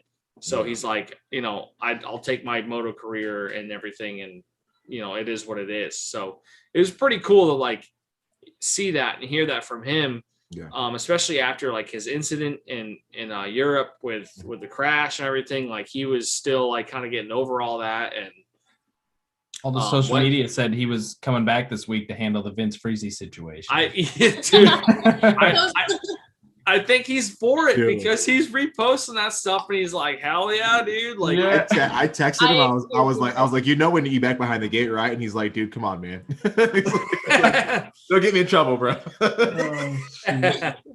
Oh, dude, I'm like, bro, you got to come back. We need you, man. We miss you. He's such an OG, dude. Like he's such a good dude, man. I love the dude, man. He's so not gonna bullshit you about anything. He's a no BS guy, and that's what I loved about like listening to his stories and him talking at dinner and stuff like that. Like he wasn't there to like talk about himself. We kept picking at different things about his life, and he'd tell us a true story about it, and it was just like, wow, dude, like. So yeah, those are my two favorites. You know. Yeah. No, he's definitely good. Dude. And honestly, dude, Dean Wilson was like he dodged a couple bikes that almost hit him, and like he was covered head to toe in dirt and dust, and like he was just like, yeah, dude, I'm out. I'm just catching a flight. I'm gonna go home. Like I'm tired. Dude, he was so smoked. He was like, no, I'm good. I'm sorry, but I'm out. And AJ's like, oh. All right. We'll go to the airport. Like, no problem, dude. Like, that's good. He was so smoked. He couldn't hang. That's too good, man. That is too good. It's like for all of us New England amateur guys, we're like, oh, this is just a normal day for us. What do you mean? Like, yeah, right. Yeah, it's always humid, dude, in New Hampshire. Come on. Oh, yeah. Dusty and humid. What's the problem, dude? No, he had enough, dude. He was like, I'm good. Thanks. See ya. Hey, Brittany, can we get you out to a race anytime soon? When are you going to show up and hang out with the crew? Show up where? To a race. When are you coming to a race? Which one? Where? Which one? Name one. We got to come hang out with the crew, man. We got to get you and MacAdams out there. We got to get both you guys out there to race together. The two celebs of New England. Top dogs. I'm going to Daytona, I'm pretty sure. Okay. Dave's not a fan of Daytona. Not. Never been, so I need to go. I'm not a fan. Why? Dude, Akeem rolled his eyes. He's so sick of me saying that, man. I know. I'm tired of it too. Dude, Daytona. You're a sissy. So crowded. It takes me so literally there's no direct flight to Daytona Beach, so I have to fly into Orlando. I gotta get a rental car. I gotta stay in Orlando. The hotels by the beach are all gross. And Akeem, we went out one time and we walked by like 3 piles of human shit on the street. Oh my God. On the street. So you can't tell me that place is kosher. You got Razzles just causing all types of health violations. For the entire Razzles sounds like a couple cases of hepatitis. Dude, Razzles needs to be lit on fire, dude. I feel like I need holy water every time I leave that place, dude. I've heard stories. What's the other one? It's Razzles, and there's one other one that everyone goes to. Well, it's a strip club right next to Lollipops. Yeah. Oh my God. Yeah. Everyone's like, oh my God, you got to go here. Me and a couple of guys got out of there last 2019, right before the pandemic, and we went to Razzles, and we got out of there. It was like spring savings or springtime or whatever savings or whatever, and it was like 3 o'clock, but it was really 4 o'clock. But they honored like the 3 o'clock time, so they didn't close until like 4 o'clock in the morning. And we got out of there, and some of the guys were like, "Let's go to the strip joint," and I'm like, No. It's like time's up, time out, we're done. Like it's 4:30 in the morning. We got an hour Uber ride back home. Like Daytona, Daytona Razzles. Like I think you should experience it, but it's I don't want to experience whatever Razzles has inside of it. Honestly, no. Yeah, I left my debit card there. I left my car there once. Well, that's a you thing. That's not a Razzle thing. Well, dude. Let's just the carpet there, dude. Was squishy. Carpet? It was sticking. It's squishy. It's squishy and you stick to it, dude. I've seen literally, dude. I have seen, and number one, when you go, the only cool part about Razzles is that half of Razzles during Daytona is all New England people. Yes. So you walk in there and you're like, oh, hey, you know everybody. But that's it. The rest of it, dude, it's you're gonna get hepatitis just from the air you're breathing, dude. Yeah. Dude, I rough. knocked someone's drink out of their hand. I had to buy him and his homie a drink, and like it's such a tight place. But you're not wrong about the New England thing. Like Joe Tate and Jordan Cody and like all these dudes they had tables, bro. And I'm just like, hey, what's up, dude? And they're like, oh yeah, he's with me. And like they throw him like a 20 spot and the bouncer will let me in. And I'm like, okay. Yep. It was cool. It was cool. But yeah, Razzles, Daytona, like whatever. I'm gonna be down there at the same time as Daytona with Ashley, but we're gonna be down there for Disney. So like totally different than that type of thing, you know? Yeah, yep. No, I enjoy the race. I will say that the last couple of years we've been, it hasn't been warm. It's been a little chilly, which kind of annoys me. I heard that. I'll probably end up talking to going or something, man. But you said you're going to Gillette? Yeah. Say that again, Brittany. You're going to Gillette? Yeah, for sure. Yeah, I'll be at Gillette. I'll be at pretty much all of them. So except Daytona. Got work to do on the East Coast, man. Yeah, I got work to do. The boss doesn't let me off, man. Shoot. that Moto Academy van's gonna be pulling out before the 450 main starts. Yeah. I feel like we've done that a couple of times. We're all just like, can we leave now? Like, are you guys? This is what, week 13? Like, we're tired. Can we leave? It's the point where it's like, we just got to beat traffic out of town. Yeah, we got to beat traffic, and we all got to go home and share the same bed because we're all broke. And everyone's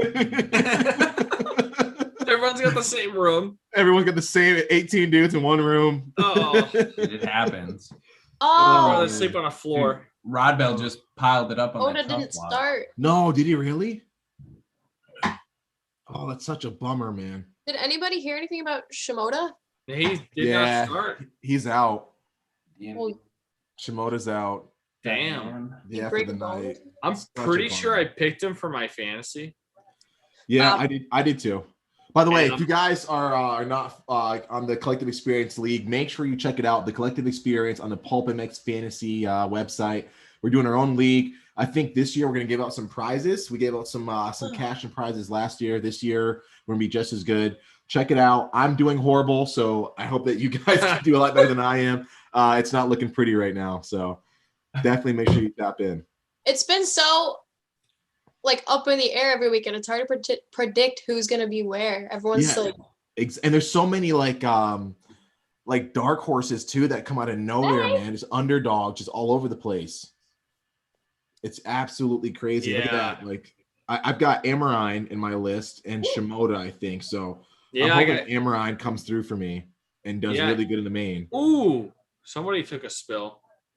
Yeah, Shimoda hurting me right now. So I think our boy Schlosser's in there though. Shout out to him, dude. Number 7. Yes, number 79. Good dude right there. Well, yeah, you guys are behind me in the broadcast. Looking good. The team Tedder backed Amarine. He came out as like one of the like most highly touted amateur guys in the last couple of years, man. People were loving the way this guy was riding. So it's good to see him like make the pro debut and hop on a good team. Yeah, I've got Keaton Amarine, Carnow, Derek Kelly, and Nate Thrasher on my 250 team for Pulp. Ooh. Are you playing Pulp, AJ? No, I'm not, honestly. I haven't been. I barely got enough time to keep up with AJ's stuff, let alone. He's worried about his cheetah print wall. Dude, that's it. That's it. Hey, AJ, I'm glad you feel my pain, dude, because literally, like, I have not finished packing yet, and it's such a hard deal. So I'm glad you feel what I'm going through right now, man. Oh yeah, I've got stuff's just in boxes everywhere. Yeah. I haven't gotten around to it yet. Yeah, one of these days. Man. Maybe after Supercross is over. It is. Maybe. It's so difficult, dude. So difficult. Today was definitely a day full of errands, just getting acclimated. So we gotta pull the dirt bike out of underneath a bunch of boxes. Go riding with Jason. There you go. Do some fun stuff. So the LCQs to me this year have been like extra gnarly. Guys just literally wanting to kill each other. Can you guys remember any like really gnarly LCQ 250 battles that like stand out for you guys? Yeah, I got one. I can't remember who the guy was, but AJ Cat and somebody else hit each other, and AJ Cat went to the tower, on the finish line. Oh, in 17. Yeah. It was Cade. Yeah. Was it Cade? Yeah. Good memory. Dude, Yeah. Cleaned them out and just put it right into the tower on the finish line jump. I'm like, what? Dude, it was absolutely insane. Oh. The one LCK I remember for 450s was when AJ won the Detroit LCQ for Triple Crown. Triple Crown, yeah. And like me and AJ were like, dude, we did it. Dude, Akeem was so relieved. Well, I remember the first race I ever went to as an intern. I went for AJ at St. Louis, wasn't it? St. Louis, yeah, and I met you, AJ. Dude, AJ, your memory is like phenomenal. Yeah. And that was the first main he had made it straight into all season until I showed up. So I take credit for it, full credit. Then we had a run, and we did a few that year. Yeah. Indy, Detroit. Yeah. In Detroit, we made that Triple Crown and we didn't have any gas left. Like we had to buy gas off another privateer because we didn't have enough gas to race the whole Triple Crown. But dude, I'm telling you, Akeem keeps shit together, man. Without him, I'm telling you, it'd be bad news. Dude, it'll be good this year. It'll be good. Yeah, no, for sure it will. Well, he's probably got a much tighter program than he did back in 2017. So yeah, it's just smaller. Thanks to AJ, it is. Thanks to AJ. Yeah, smaller, less people. Just keeps it a little simpler. Well, exactly. Yeah, simple is good, right? I mean, the less moving objects you have, the easier things are to kind of like keep control of. Right. Dang. Are you watching some of those highlight clips? Yeah, those crashes are. I saw that crash. Dude, they're leaving it all out. Yeah, it's absolutely insane. So Brittany tried bringing it up a little earlier, but what were you guys' thoughts on the Friese versus Christian Craig deal last weekend? Like, what was what went down in your mind? Brittany, I'll start with you since it was you want to bring the topic up. Like, what were your thoughts on that whole situation? So I watched that video from like two different angles like 1,000 times, and I watched his interview with Swap. Yeah. And he said he saw Christian was in the air and he was trying to make a pass. But to me, he definitely came in way too hot. But even if he was trying to make the pass, he still went over out of his line and he could have totally avoided that and still made a pass on Christian on the inside line. But he definitely came in too hot. But it was definitely like a typical Friese move. Yeah. To me, in my opinion. Gotcha. What are your thoughts, MacAdams? Yeah, I mean, I did a little podcast with Danny Stew on Sunday after the race, and my initial response was that it was crap.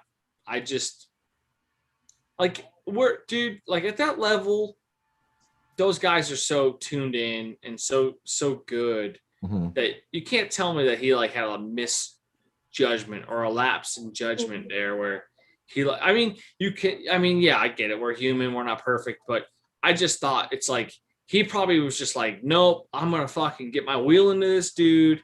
He's going to get stuffed. Like he'll probably fall down. And then now he's just in damage control where he's like, no, I didn't do that. Like, it's okay. Like we just, we're racing and whatever. And I don't know. I thought I'm just kind of like tired of the takeouts, I guess. I mean, completely avoidable takeout. Yeah, I don't know. I'll play devil's advocate there, though. I don't know if Christian had to pass him in the sand wide open. You know what I mean? Like, he could have waited one more turn and then made it clean, not in the sand section. I mean, they're both third gear wide open. So good point. I see that point. I probably, to your point, Akeem, I'd probably say like 3% of that. No, I'll give you 10. I'll give you 10% should have been like, Christian should have been like, all right, you know what? I know Friese's got a history. I wouldn't necessarily call him dirty because I definitely think right. I'm a bit of a Friese fan. So I will say that I don't want to give him all the weight on that. But I definitely think that Friese, it was more of a bonehead move than anything. It kind of reminded me of when Ferrandis ran into Craig at Anaheim a couple years ago. Right in front of the area. He wasn't trying. I mean, no one wants to take themselves out, right? So he wasn't trying to like knock the guy down. It was just a bonehead, miscalculated error. You know what I mean? I think he could have waited another corner or two to try to do something. But I mean, I definitely like the fight that Friese has. Like, it is cool to see like somebody that wants to win that badly, to where they're like, dude, I don't care what you think about me, I want to win, you know. Short of cheating, obviously, or dirty riding or anything like that. But I think it was just more of a bonehead move. Like, dude, you know, you can't pass in that with that amount of room going that fast. Like, come on, that's 50 class 101.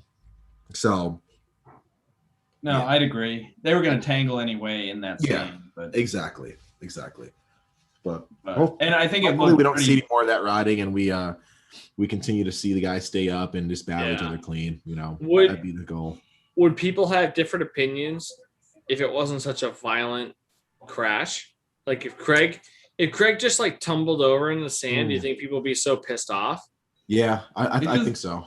It looked because Friese's name was in there.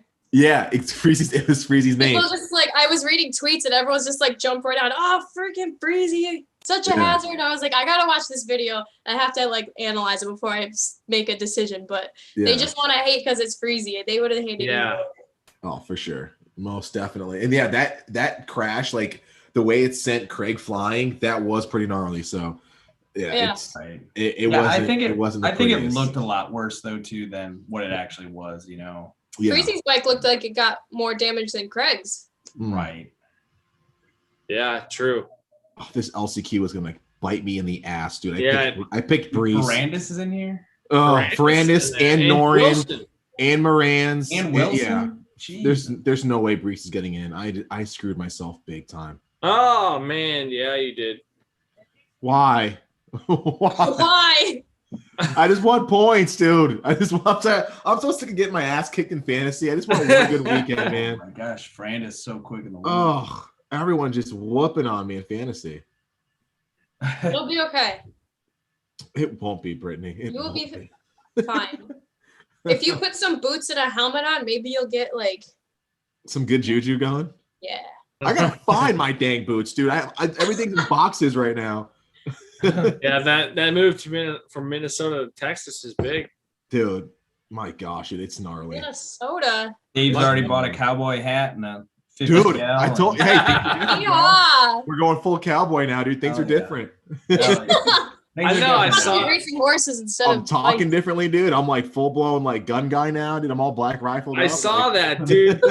Dave's got the 50 caliber sniper rifle at his house, just hanging out. Dude, I'm changing, dude. I'm changing. Things are different. He's about to start. Things are different, dude. About to start introducing the chat with a howdy. Yeah, with that, how y'all doing? How y'all doing? How y'all literally? So there's like no zoning that much in Austin area where I am. So literally, like we're in like a new housing like suburb and stuff like that. Right down the road, there's like a farm and like a rickety shack with like tons of cattle and like one donkey. And I'm like, dude, we're in proper Texas right now, dude. This is rad. This is rad. He's about to be a roper. Dude, it's going, it's a whole. It's going to be a cowboy. He's going to show up to Supercross with spurs. Dude, I'm telling you. New kid. Dallas Supercross. I'm acting brand new, dude. Yeah. Oh, Morans. Oh, dude. Hold on. See that thing? Wilson's working on him here. Ooh.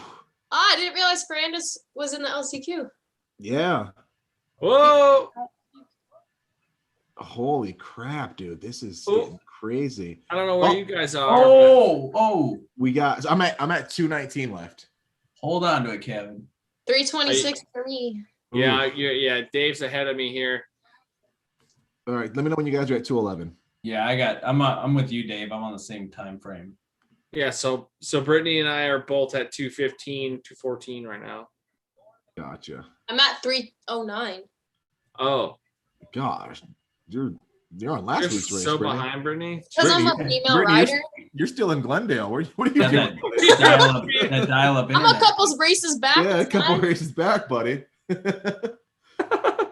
get there someday. Okay.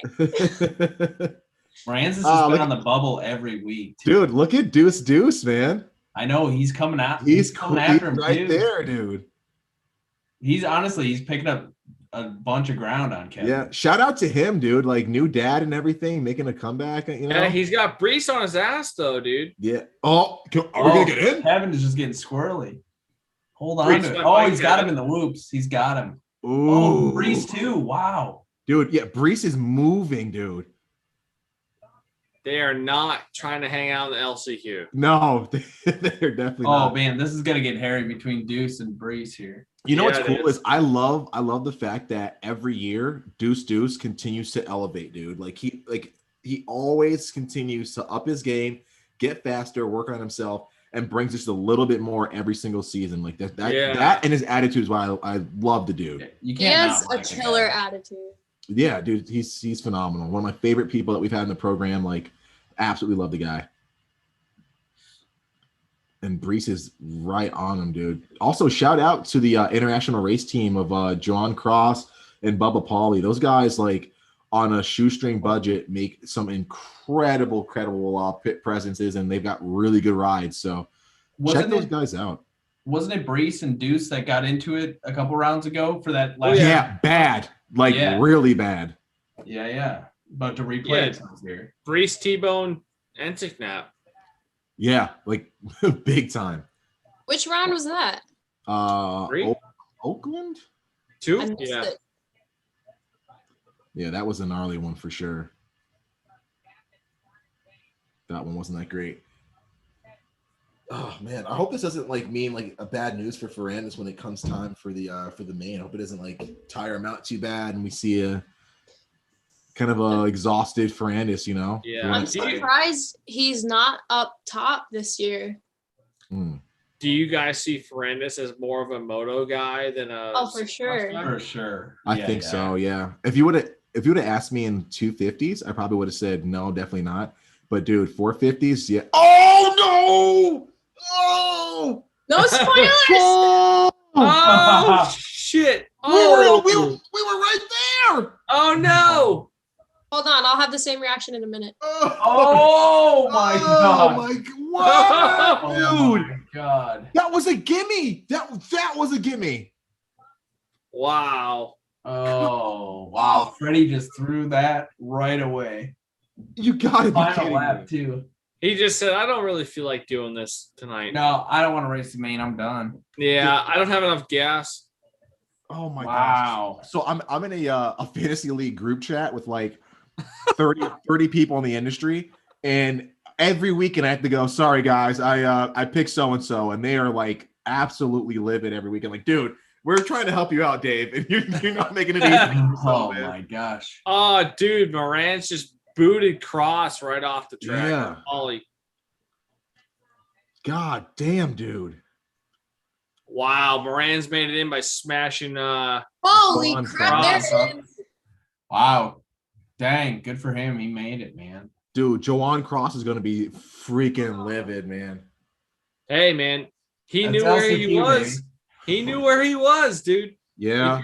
If you're fourth in that spot, you gotta fucking go. Dude, So Kevin's that, to pumped. me, fourth place in an LCQ is the scariest place to be. That in a whole shot of LCQ. Yeah. And the most disappointing spot that I could ever imagine is fifth place in LCQ. Yeah. But dude, I'm telling you, fourth in LCQ, you are full combat mode. Dude, who the fuck is trying to, you know what I mean? What are we trying to do? You know, Shoot. full defense, man. Crazy. I'm gonna leave you Felix for a minute. Oh, Sprocket just came in and then she left. She didn't want to be seen. Oh, that's awesome, man. This has been some good racing. And if you guys watching want to check out some good racing in person, check out thecollectivexp.com, where we can bring you behind the scenes with your favorite teams, working and getting experience, hands-on experience, mind you, that you can't get anywhere else. Working for some pretty high-level profiled riders. You're going to get a chance to do some mechanic work, possibly some social media support, a bit of team and program management, fan interaction. We can kind of cover it all. We want to make sure we help you get that level of immersion and experience within the sport. Over 80% of the people that we get into the program get hired in, helping people like Adam Cincerillo, Aaron Plessinger, as well as James Stewart on his Bubba's World podcast. We've got tons of people that are in various roles, going from mechanics and crew chiefs all the way up to sponsor and support for representatives of some pretty big brands. So check out thecollectivexp.com, at The Collective EX on Instagram, contact@thecollectivexp.com.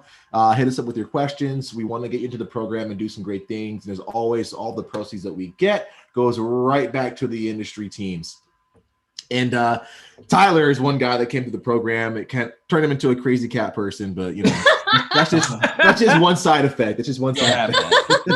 It's a worthy side effect. It's a worthy side effect.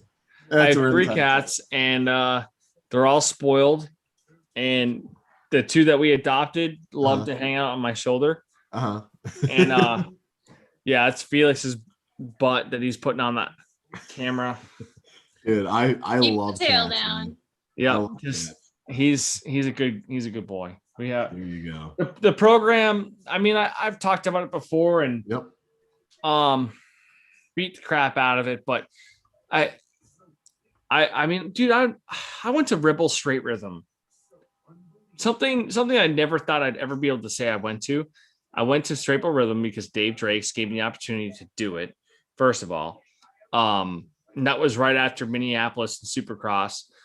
And dude, I still look at photos and things I did in California. I'd never been to California, and we experienced Malibu. We experienced the California traffic. We did Malibu. Yeah. Yeah. Oh yeah. I saw Kendall Jenner and like, I'm not kidding you. Oh my God. No. True story. Me, Jay Kavanaugh, my sister, my fiance, and Jay Kavanaugh's girlfriend. We went to Paradise Cove in Malibu. It was a random morning. It was maybe Friday mornings for breakfast. And they had all sorts of weird security guards, and there was high-end cars and trailers and stuff in the parking lot. It's a tiny little restaurant.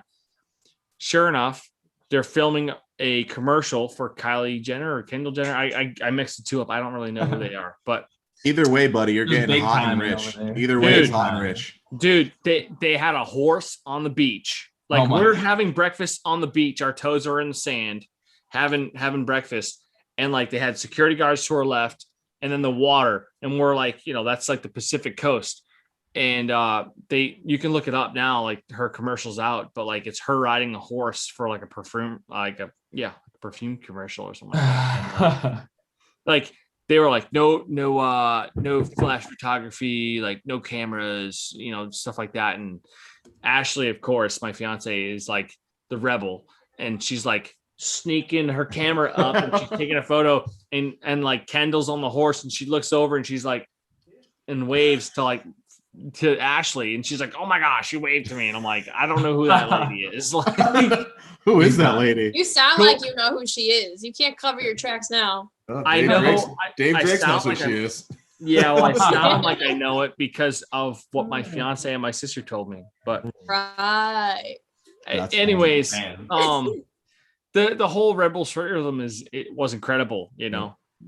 Dude, one of the things I'll never forget is the smell of the race fuel that the Red Bull KTM team had for their 2-strokes. It is a whole other world. Oh, dude, unbelievable! It's a whole other world. It was. If you guys want to experience all that stuff, check out thecollectivexp.com. Be where Tyler was, and we'll make sure we springboard you in the sport. We got to do a send off for Mr. Akeem. Jamal, thank you so much for joining us tonight, man. I appreciate it. Thanks for having me. As always, we love having your input. Where can people kind of find you and follow along? Because I know you document pretty well too. So what's your Instagram where people can kind of follow along with you, man? Dude, I'm not even on Instagram that much, but I think it's AJ Whitty 645, I think. But otherwise, just Moto Academy, AJ stuff. You'll see me on there enough. If you guys come to East Coast Supercross, come to the pits and find us. We'll be there. Dave will be there. We'll be giving out stuff and having a good time. So we'll be having some fun for sure.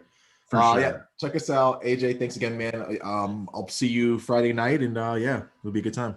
Yeah, awesome. Thanks for having me, guys. Brittany and Tyler, hopefully see you guys East Coast Supercross at some point. Gillette, dude. Gillette, come on out. Absolutely, we'll be there. So awesome. Looking forward to seeing you. All right. Thanks, guys. See you, buddy. Okay, man.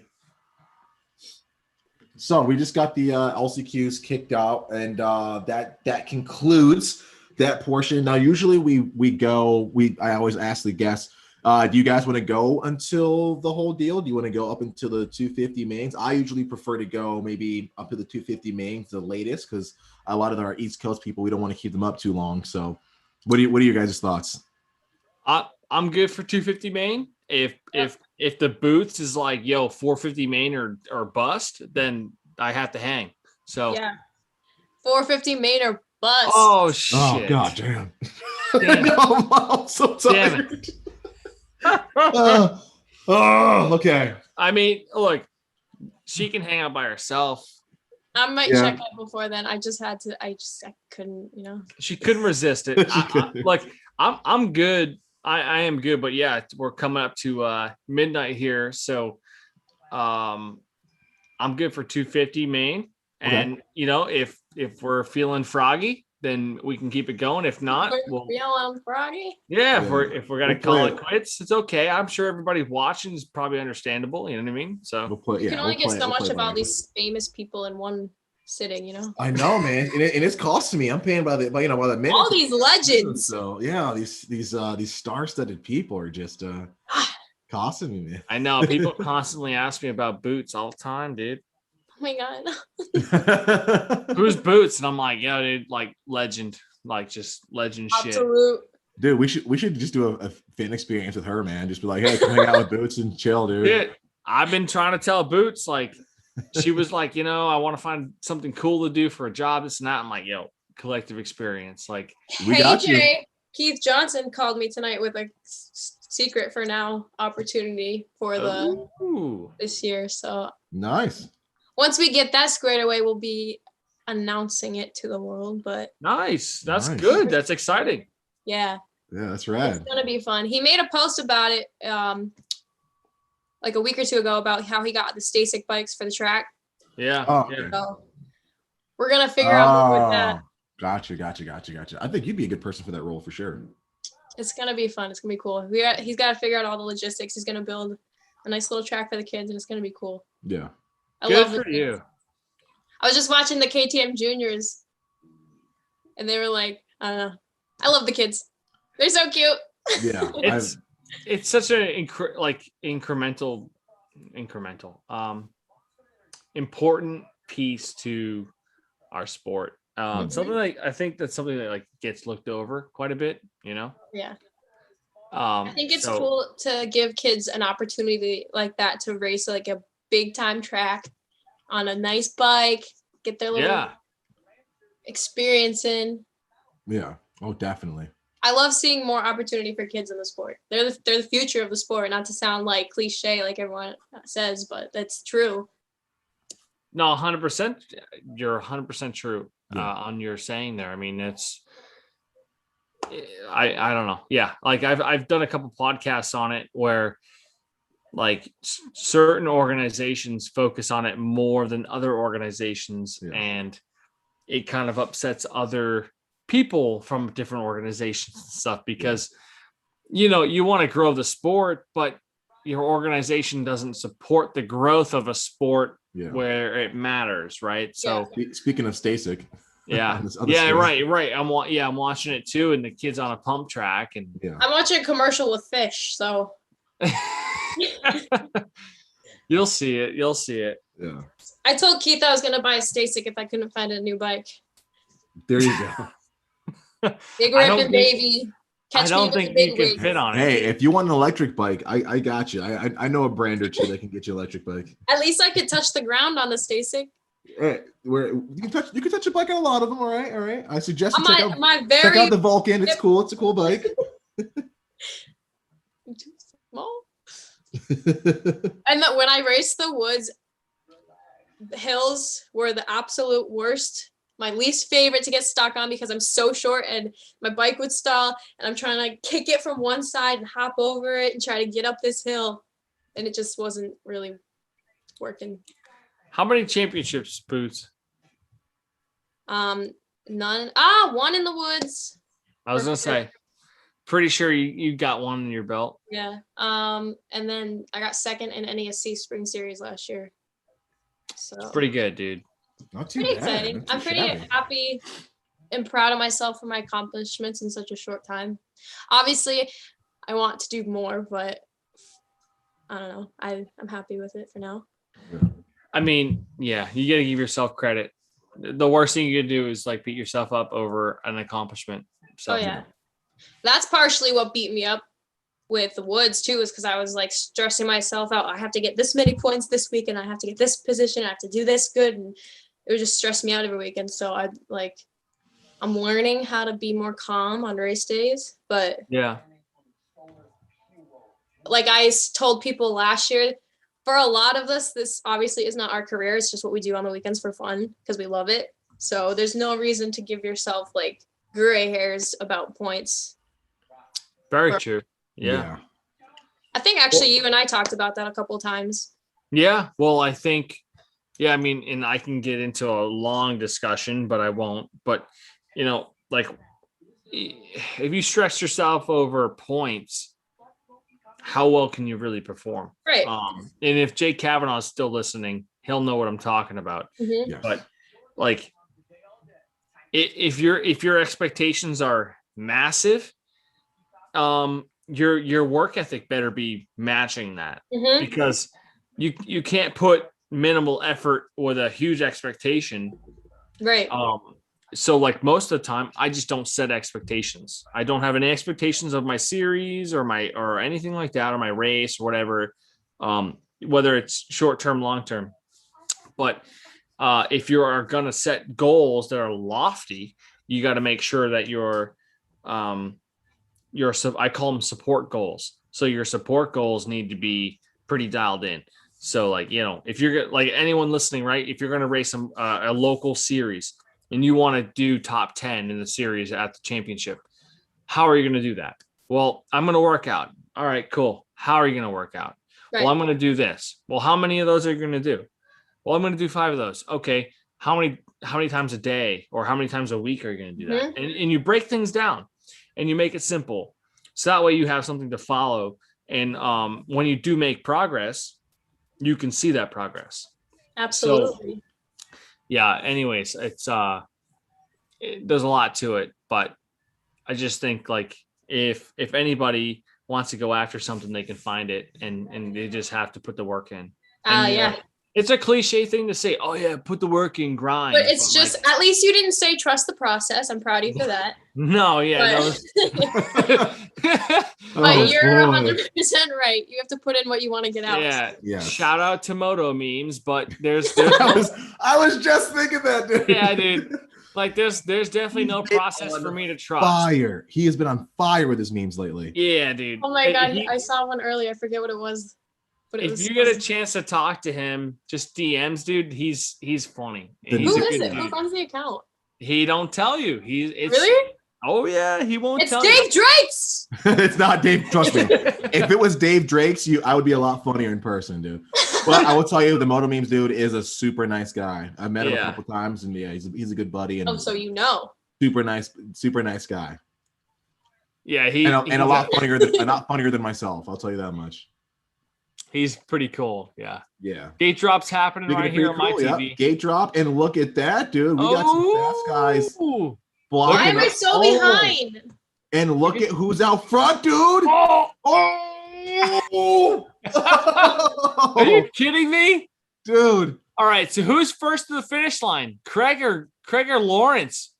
Well, we don't know yet. It looks like it's gonna be yeah, now we kind of see who's gonna Boots is losing her shit. I just watched a commercial for 10-2. For what?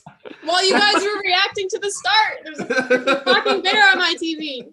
Oh no, you gotta hit the fast forward button. Oh wait, can I do that? Oh, dude, that was giving me anxiety for a minute. I was like, no, not a repeat. I know. Don't do it again. Don't do it again. What time are you guys at? 14:03. Oh, look who's on time now. Oh, fast forward. I love the technology. Now it's frozen. Dude, look at Craig through the whoops. Oh my gosh, dude. I'm telling you, that the dude's got a good bike, right? But he's so technically sound that it's one of those things where it doesn't matter. It doesn't even matter what bike he's on. Oh, big crash. Oh no. Yikes. Swole. Oh no. Again? Swole. Come on, What's his name? dude. Kelly. Thrasher? No, he's a Oh, I know. Oh! Both of those dudes are in my fantasy, dude. Thrasher and Who is that? that's Swole on the ground, bro. Who's 30? Okay, yeah. So Swole. Oh, dude, this guy. He can't catch a Thrasher break right can't now. catch a break, dude. Oh my Ooh. gosh. Big crash and a whoops. Did Oh Thrasher my used to gosh. do arena cross? Was he in arena? I don't think so. No, What did he he- race before? he was an amateur guy. Really, really fast, big amateur guy. Okay. Because I remember seeing his name. I just couldn't Yeah. remember where. He was an Orange Brigade rider. And then Oh, he okay. got signed to Yamaha like super late, like under the radar switch. Yeah, Man, yeah. that They was picked a him up. gnarly match. Yeah. Oh, this is gonna bite me in the ass, dude. My all-star guy is in like 20. I've only got 143 points this round right now, and dude. dude, Thrasher was supposed to give me a ton of points. Kelly was supposed to help me out. Like they're all in the lower ranks. Logan's got me double points right now. Amarine's got me like doing really good. So does Woodcock. But dude, if Thrasher can get up to like a top 10, that would be huge. Yeah. That would be huge. Logan's got me 46 times 2. Yep. Amarine's got me at 42 times 2, and Yeah. then Kelly's got me 26, and Nate's got me 8 right now. So Oh, dude. hurting. Why does this happen, man? Why did this happen? It's funny. It's like I finally like put together like a really good fantasy team, and then they just get fucking tangled up in the whoops, and it's like, why? Fantasy is so stressful for no reason. Yeah, there's zero reason for it to be stressful, and it is. Whatever. The Pulp MX fantasy guys are, what's the word I want to use? Brutal on their riders. Dude. Yeah, they're tough. Big time. So bad. I like playing the Pulp because, well, like the RM. I did an RMF one. Oh, Thrasher's out. No. Dude. Oh, Why? dude, come on. He's done. All right. Yeah, So, bro, you look fine. Finish the race, bro. Come on. yeah, give Drakesy some points, man. Get it over with. Jeez, dude. Difference between him paying for races and not paying for races. We need Brittany to sub in for him on the team, get us some points, man. Got you. Brittany will make it happen. Right? I'll make it happen. I got these powers, I mean, look at all the fucking plaques. Oh man, Moseman's was shuffled back and he's already up to 5th. Holy crap. Yeah. I love Moseman. I think he is such a good rider. Oh no, Jerry's down the whoops, man. Holy crap. Really? Oh, shit. I feel, dude, Jerry's such a good dude, man. Yikes. Those hoops are claiming everybody, huh? Yeah, there's like 3 or 4 riders on the side of the track just standing there. Wow. In the main Bummer, event, man. too. Yeah, main event ride, man. Oh, I feel for those guys. The thing I noticed about Moseman, excuse me, is Wake up. yeah, I'm awake, man. I'm just 450 or bust. Oh, Let's go, baby. Moseman does really well when Mhm. he's charging after like a pack, but Yes. when he's got like Craig or somebody like that up in front of him, he chokes hard. Like he just like always tries to pass somebody every single turn. He could get his mentality a little bit more in check. He'd be like dialed. I agree. Exactly what you said. He's so fast and so good. He just needs to dial it all in. He'll get there. Yeah, I think Moseman's just like a hair or two off of like being a really solid rider. And oh my gosh, now Lawrence is down the whoops, dude. No. Come on, dude. Oh, I'm he's still hurt behind. too. Yeah, he doesn't look good. Oh, I wanted to see dude. Hunter. oh no, buddy. Oh. No. Oh. I'm just Oh. gonna react with you guys at this point. Oh. Oh my god! He's still down. He's moving around, but He got like pulled. dude, not good. Ah. All right, so with What that else many is- crashes in the whoops, right? Does that tell you something about them? Yeah, But it's as a rider, you're gnarly, dude. Yeah, Like- as like a they rider, gotta- that tells me something. Yep.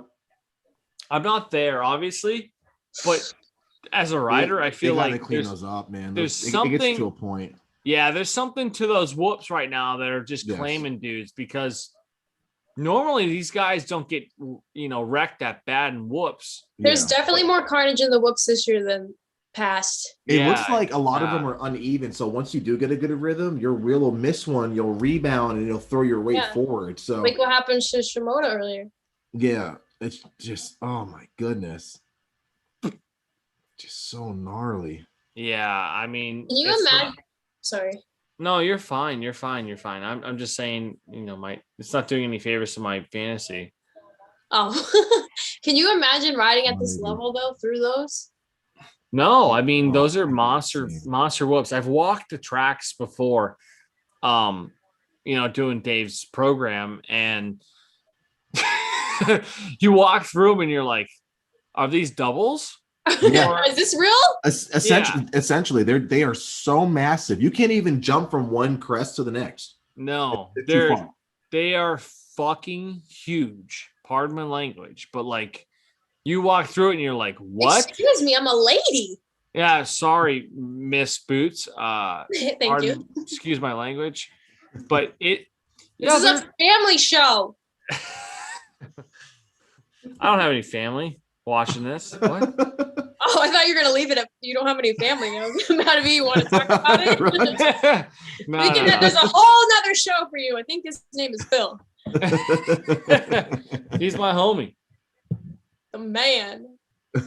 No, it's I love the couch racers tweeting about how all these riders suck and everything, and then Oh, dude. yeah, and then they show up to their local race in the C class. So Yeah, for yeah, 9 years in a nuts. row. That's one thing that I really enjoy about like the industry at this level is everybody shows respect for at least the talent. So like, yeah, you like you might even say like, oh, that dude sucked this weekend, but underneath it, like they're like, it's still if you're out here and you're 99th place in 250C qualifying, you're still a gnarly guy in a dirt bike. You know what I mean? absolutely. Whereas the regular fan watching would be like, oh, I can definitely do that stuff, and it's like, man, Yeah, I'm telling you, it's not what you think it is. At I this mean, level, dude, it's ridiculous. Friese is second right now, Yes. Yep. oh boy. dude. It's But that- crazy. Oh, All that shit talking. Moselman's catching up. Yeah, he'll have to be aggressive though. He's got to figure out something, man. You also got to be mindful of like Friese is tough to pass, dude.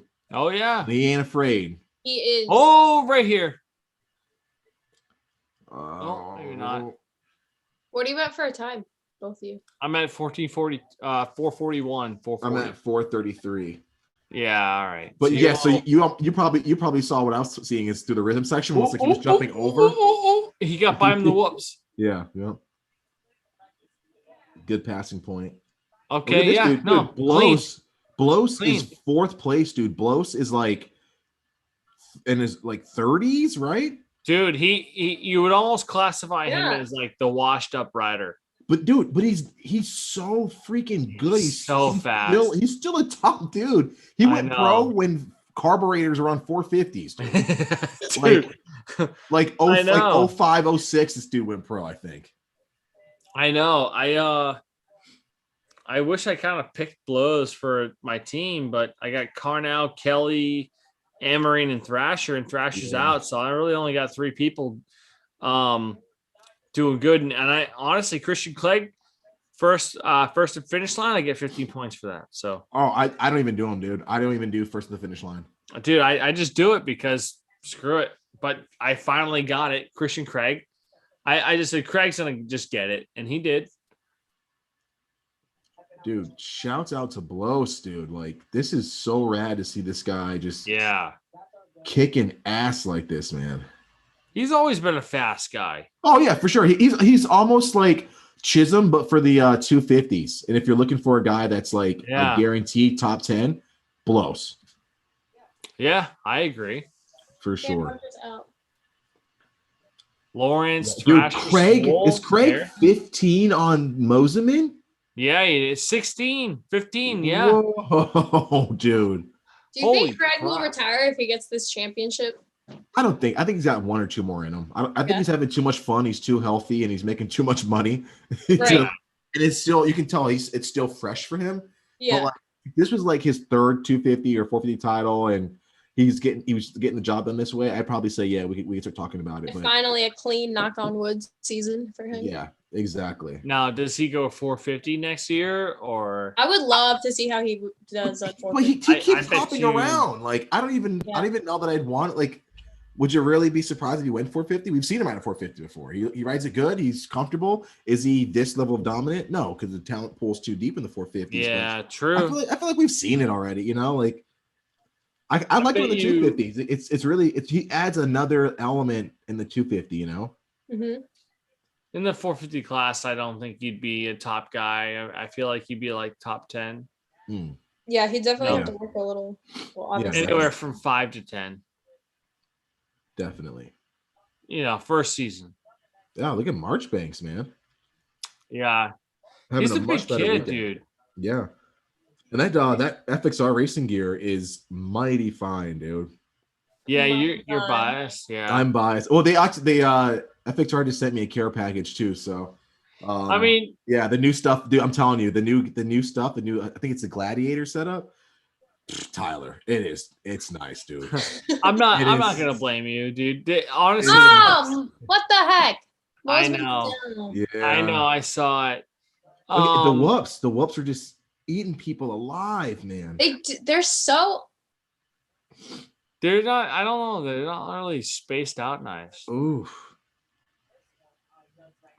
Ooh. Settle down there, Yanni. Yeah, I know. I'm trying, dude. It's late. Oh, yeah, there you go. There she goes. Yep. Yeah, talking shit. That's what you get. Contagious. Oh no, did the Bloss go down too?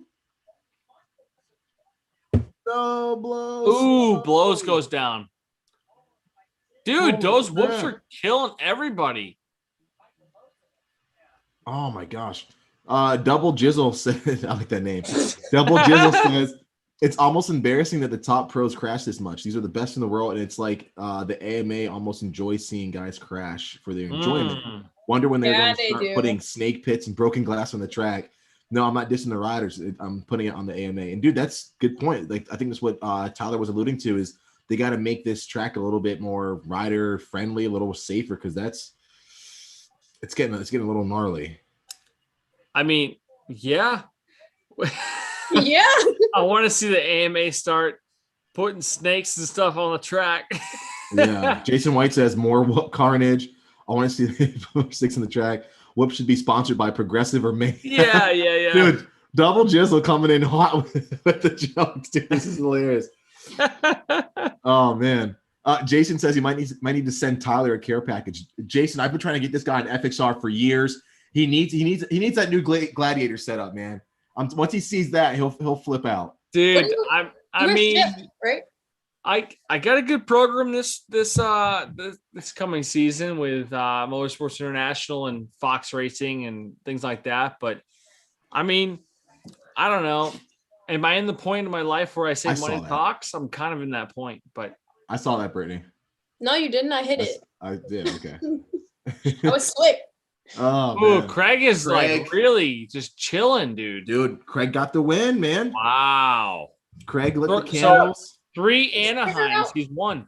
Yep. Extends his points lead. And now that points is going to be even bigger since Lawrence is out. I think Shimoda didn't get any points in this one, obviously. Like, yeah, he's out too. Yeah. That's such a bummer. I love Shimoda. I really don't want either of those guys to be out, to be honest with you. Yeah. I like No, them both, man. Moseman had that get off in the whoop, so still I man. wonder how well Hunter would have done on the East Coast if Jet could have stayed West. Yeah. You know what? I always felt like Hunter is a more refined and more racecraft oriented rider where he doesn't make many mistakes generally. And the West Coast is not very forgiving for guys that make mistakes. So it's more, I almost feel like it was a better setup for him.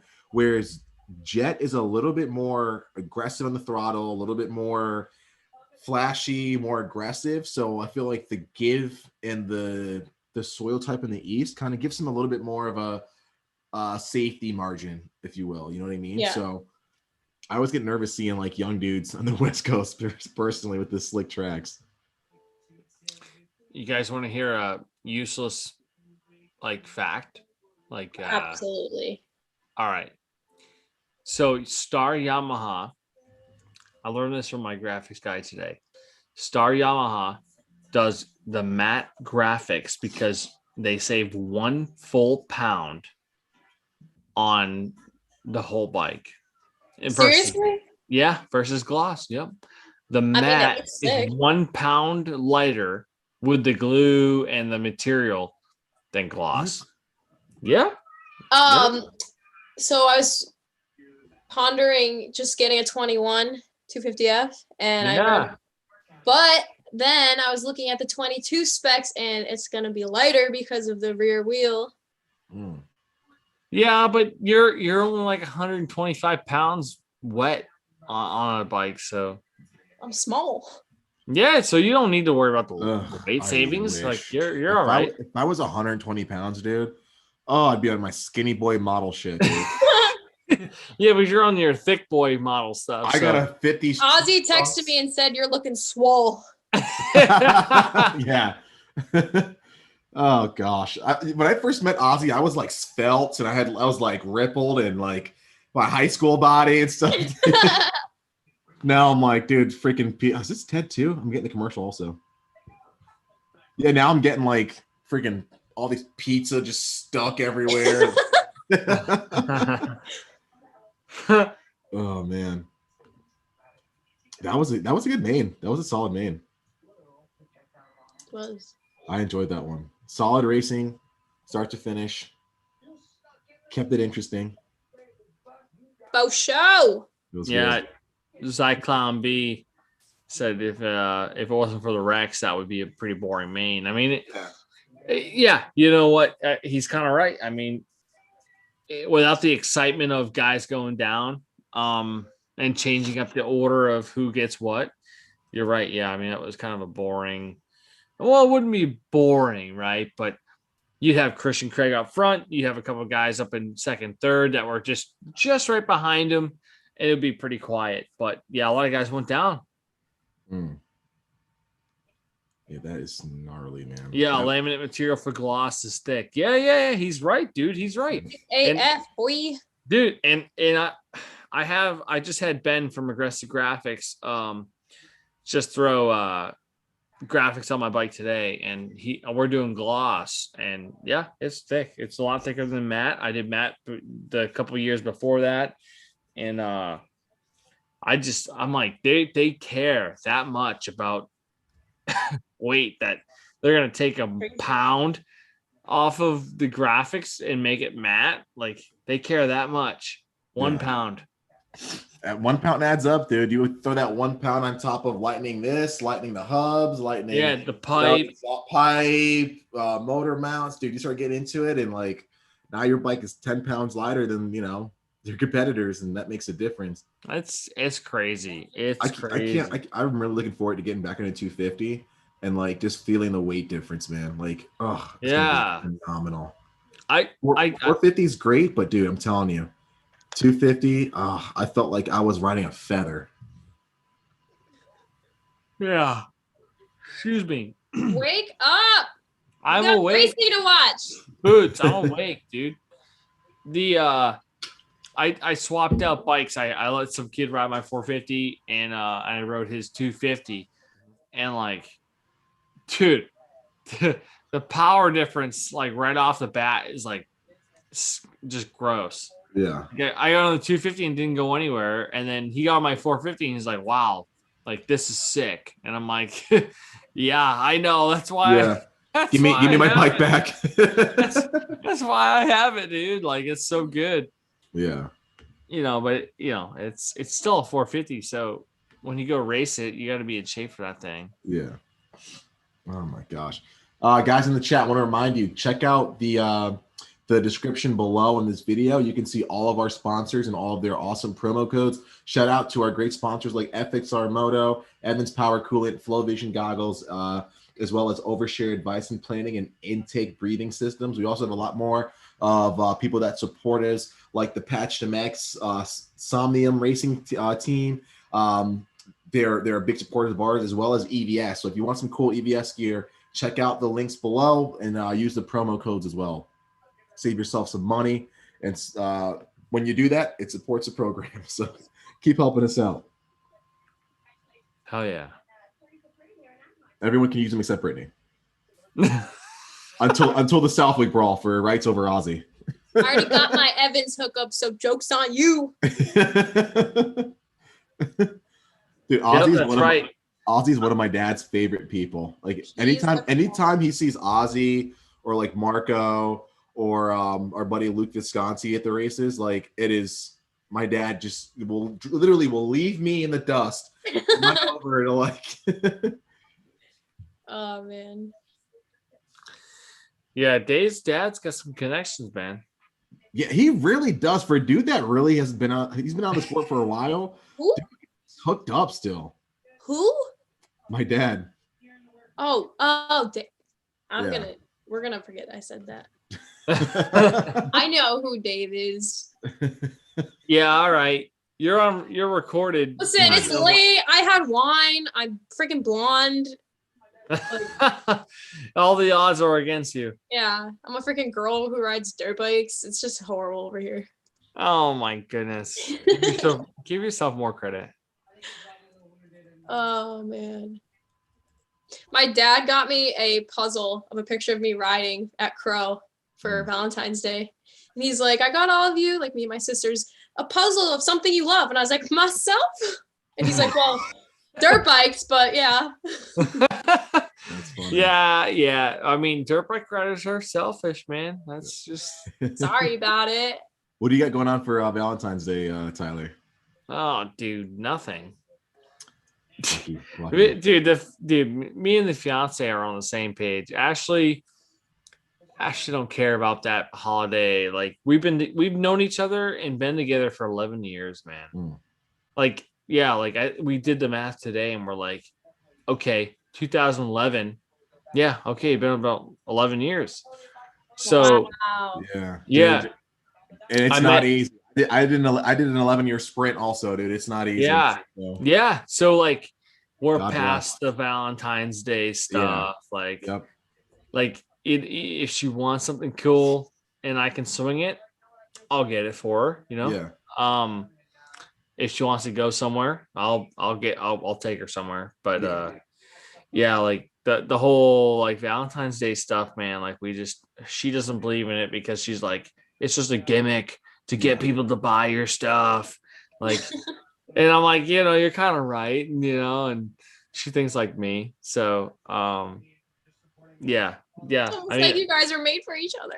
Oh, dude, I'm not. Ashley is awesome, dude. Like, yeah, seriously. I think I met her once. She's the best. Last year. Yeah, you might have briefly. Yeah, she. Jolly or something. Maybe? And I missed her anti-commitment. And when he was like, dude, I think I'm gonna go for it. I was like, you fucking better, dude. Like, she's an angel sent to us from heaven. Yeah. She's the sweetest lady. Yeah. The sweetest lady. Lock it down. Well, she came out to some of the Supercross rounds that I was working with Dave and everybody with, and she fit in like part of the family, man. That's awesome. Yeah, she fit right in, and like I told Dave, I'm like, dude, like I'm saving up for a ring, and this now he's like, yeah, you fucking better. When you told me that, I was so excited, and I never had met her yet. I was like, oh my god. Yeah. I told Boots, I was like, Boots, like I feel like I can tell you this kind of thing because we relate on a lot of different things. Yeah. And like, I'm like, dude, like, I got a ring and this and that. And she's like, oh my God. I was like, I don't want it. You should probably ask your girlfriend. No. That's funny. No, there's no confusion there. Catch my comedy show on Netflix next. That's funny. Yes. What about you, Boots? You got any Valentine's Day plans? Yeah, I'm gonna go to fuck to bed. Lucky. I think I might buy a wine bottle or two. Maybe watch a movie. I don't know. Yeah, I will be in bed as well. I got the Valentine's Day stuff locked in earlier today, so solid. Yeah. Yeah. The thing for Boots is that she's so gnarly and like so like fucking based that like most dudes just can't hang. Oh, dude, we'll get you on the show a little bit more, and we'll get you somebody. If not, we'll get you fan mail. Either. Oh, my fans! And my dude, DMs are gonna be so pumped. And the second we get her out to a pro race, Tyler, all the pros will come snooping around, dude. So I know. Well, I yeah. told her this. I said she was trying to find a job and stuff. I'm like, Boots, like you gotta hit up my dude Dave and see what like he has for options. Yep. Go out to a couple Supercross races. Just be yourself. Just be yourself. Am I ever anything else? That's what I'm saying, Brittany, is I'm telling you that you're never not yourself. So if you go out and you be yourself to the people that matter, they're going to be like, dude, this girl is like out there. She's not afraid to talk to people. She's friendly, whatever. She's fun. Like that's what people are looking for. Yeah. You know what I mean? As far as like, let's just say like, all right, so Evans takes care of you, right? They give you a discount. Yeah. They're using you because you provide value, because you're outgoing, you talk, you're not afraid to push your product, things like that. Okay, let's go to a Supercross race. Let's go to a team that's looking for a content manager, or let's go to a team that's looking for a face of the team, right? Well, and dude, now you crush him as a content manager, right, dude? So like, hey, it's Boots here. Like we're at Anaheim 3, and like robbery wageman and this and that, and whatever, blah blah blah. We're doing good. Like the Yamahas here are set up nice. Blah blah blah blah blah. I like my accent in the impression. It's really cool. It's terrible. They're really nice. Really nice. But gnarly. So I put in the chat. I put let's get Boots of dates for Valentine's Day. And people no! I'm putting my Instagram to private. She's old enough to drink wine. I'm almost 30. Oh my God. I know. I'm turning 28 in March. Oh, you guys are old, dude. You guys are old, bro. You're older than us, aren't you? I'm a spring chicken, dude. I'm 20. Spring chicken over here, guy. Plus a couple. You're the worst bullshitter there ever was. I know. I'm still 17 at heart, though, so that's all that matters. I know. And that's a good thing. And that's what Mary hates about me. No, my girlfriend would beg to differ. She would not. She would say it's an awful thing. So. Well, no. I'm the same way, dude. We race dirt bikes. Old enough to eat out. What? What kind of man does she want? We need deets. Oh my Christ! It's turned into a dating show. That's going to be a new segment. I'm going to get a bunch of dudes to send in their submission for date with Boots. When I was on the phone with Keith earlier, he's like, "We need to find you a good boyfriend," and I was like, "I just deleted my dating app, dude. There's no hope." Dude, I love that Jay Cav is involved here because, listen, if Jay Cav is involved and he's trying to find like he's trying to match make, it'll be. I would trust that guy. I would trust that guy with every fiber of my body. He seems like a very well-rounded. Yeah, like if Jay Cav, plus Jay Cav's involved. What people don't know is Jay Cav is a phenomenal dancer, and that's coming from a black dude. Like this guy cuts it up on the dance floor. So. But no, 100%, dude. The whole dating. She needs a highly fertile male to breed with. What did you do? Oh no! What did I start? Do you date based on lap times? A class only. A class. Oh, she's a moto hoe. Oh my God! Let's not start that rumor. Oh man, She's a moto pro hoe. there you go. I'm just kidding, Boots. I'm just kidding. Dude, if it gets me some, like, I will be a moto hoe if it gets me some discount codes. I'd be like, this my boyfriend Robbie Marshall. I'm basically a nun. Oh gosh, dude. But yeah, the whole dating app scene is so gnarly. Like, I was talking to Tyler. I had to hop on the dating app scene like 2 or 3 years ago, and I had just nothing but horror stories for Tyler. Yeah. Like, oh my God. I'm pretty sure this lady wanted to harvest my kidneys. I had to get out of there. Dude. I had to get out of there. I'm not gonna say what the last 2 messages I received before I deleted it were because they were disgusting, but needless to say, I agree. That is too funny. It was worse than the Instagram DMs. I mean, yeah. Oh, Jay's killing me. Men in the A class like women in the double. Well, I'm in the not that class, so. Hey, I got you covered. I've been eating pretty well lately. Fucking J-Cav, dude. Yeah, he really came for me like that. J-Cav, man. Jason Kavanaugh.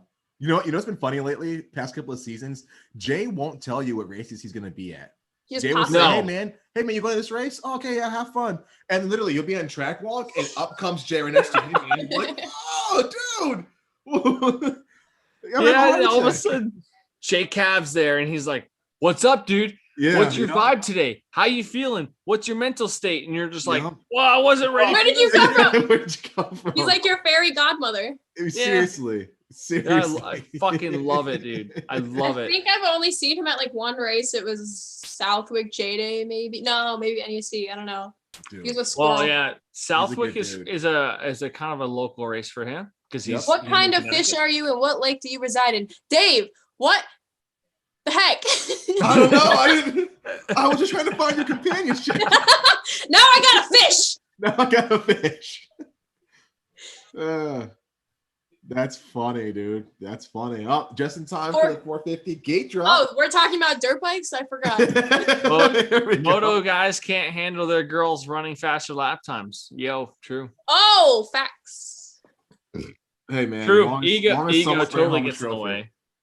It's okay. Oh, we got a showdown, dude. So we got J.A., Tomac, and we got Mookie, dude. 1, 2, 3. I love Mookie. Let's go, dude. I got Anderson down as my first to finish line. So I'm fingers crossed that Webb will get his shit together for this. I hope so. I posted that question in the chat. Like, I saw that. When is Webb gonna get it together, man? I'm like, because last year he was so on point. He's he's probably my favorite. And this year it's like he's just struggling. Yeah, I don't know what the deal is, but we gotta get it. We gotta get together. We gotta get get him on the Jay Kavanaugh program. Gotta get back on that web wagon. The web wagon, exactly.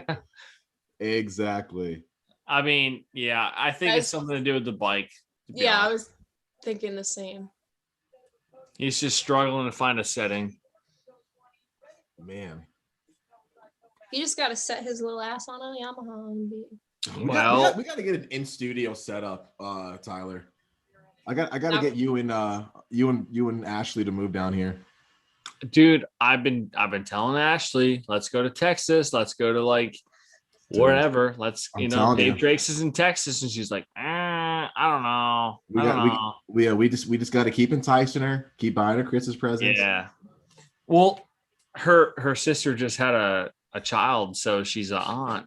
Oh yeah. Remember you told me. Yeah. Congrats to her, man. Yeah. So like she's like super focused. Yeah. Like, me focused on like NASC spring championship. Yeah. Like, okay, that kind of focus where she's like, yeah, no, there's no like chance of me leaving this area because I gotta be the child is over here. It's like, all right, I'm not gonna. I don't give her any crap. That's. I'm the Funkle. I have a shirt that says Funkle. So there you go. I'm gonna get a Stasic. I'm gonna get like a dirt bike. Yeah, dude, for sure. We're gonna, and like you've been learning the Texas fashion. I'm gonna get the kid into some target shooting. Yup. You know what I mean? Some 3-gun. Yep. Some 3-gun, stuff like that. You know, I'm gonna be the Funkle. Oh, dude. Oh, Tomac and J.A. Holy crap, dude. Ooh. Sorry, Boots. Oh, see? Oh, dude. Oh, let's go, dude. This is crazy. I told you, Tomac's on a new level. He's on a totally different mental capacity. Jay Cav even said that in his story on Instagram today. Watch out for Eli Tomac. What? Dude, totally different guy. Totally different guy. Oh my gosh, dude. Boots is like 20 seconds behind. Yeah. This is so exciting. I'm feeling what you guys were feeling an hour ago. I think James Stewart is still racing on Boots' screen, man. Everyone calls me James Stewart at the track because of my Really? number. Yeah. Are you number 7? Yeah. There you go. I got called Mookie forever until he got a factory ride. So now I heard about dude. that. Oh my! I have a huge Ogio bag because I usually have like giveaways for like our intern and stuff like that. So leaving the races with like 2 big Ogio bags and like your hair down, wearing a hoodie and just like super tired. I was like, "Oh, Malcolm, can I get?" I'm like, "You know what, dude? Just sure. Here, I'll sign it." David Drakes. Great. Poor Boots getting all the spoilers. I'm saying. I know. Sorry about that, bud. Boots, who you got? Eli. Yeah, Eli, and he doesn't get tired. He doesn't fade, man. No, you still got 15 He's minutes. so relaxed this season. Yeah, like he doesn't miss usually. 15 minutes of having Eli Tomac behind you. That's got to be one of the most difficult things to race against. Yeah. You have Eli fucking Tomac behind you for 15 minutes in a race, dude. Come I'm on. upset with that. This is going to be huge. And you can hear that Yamaha just whop, just sucking in air, producing horsepower. I mean, it's that's going to be something to hear behind you. Jason White, Dave, you and Rashidi have hashtag no not Stewart shirts. That is 100% accurate. I got to grab a couple from Rashidi this year to walk around the races with. So that's for sure. Shout out to our buddy Rashidi Carrison. Now my fantasy's screwed up. Oh no. Oh, mine's been screwed, man. I'm not even looking anymore. I'm at 225. Yeah, I'm at 209, dude. Oh. 209. Oh. I like RMF because they only do the 450s. And it's unless Chisholm can get up somewhere higher, dude, like I'm screwed. If Chiz can get to like 15th, I'd be money. Right now? Like dead last. I would be absolute money. Hold on to that dream, bud. Yeah, I'm gonna have to. Oh my goodness. Thoughts and prayers. Surprised Marv is on top 3 right now, though. Yeah, I know. He's been struggling. Oh, excuse me. Bless you. Thank you. Allergies from this weather is a little bit different, man. Let's see. We've got Anderson, Tomac, Muskin. Muskin got around Stewart pretty decently, like pretty quickly. No lag at all. And look at Brayton up there too, looking pretty young gunnish. He's another fave. Yeah, dude. Yeah, so Jay, Rashidi's healing up really nicely. Yeah, he had a really severe neck injury mountain biking, but he's on the mend. I think he's looking to come back for outdoors. So you'll see him poking around a couple outdoors. He wants to get back to racing, wants to hop down to the 250s and start making some waves again. So yeah, hopefully they can be there to help him out and do some cool stuff. Tyler, are you good? We're on the 450 main. Are you alive? I'm here. I'm alive. I had to use the restroom. That's why I stepped away. But we're good. We're here. Dude, just let it go, dude. Just wear a diaper and let it go. You know, No! That's what I'm doing, dude. I would prefer it. I'm in a big, huge diaper, dude. I'm all out of diapers though. That's like GNCC race prep. They do that? Some people do. Yep. No, Yep. no way. Some people literally will just be in their gear.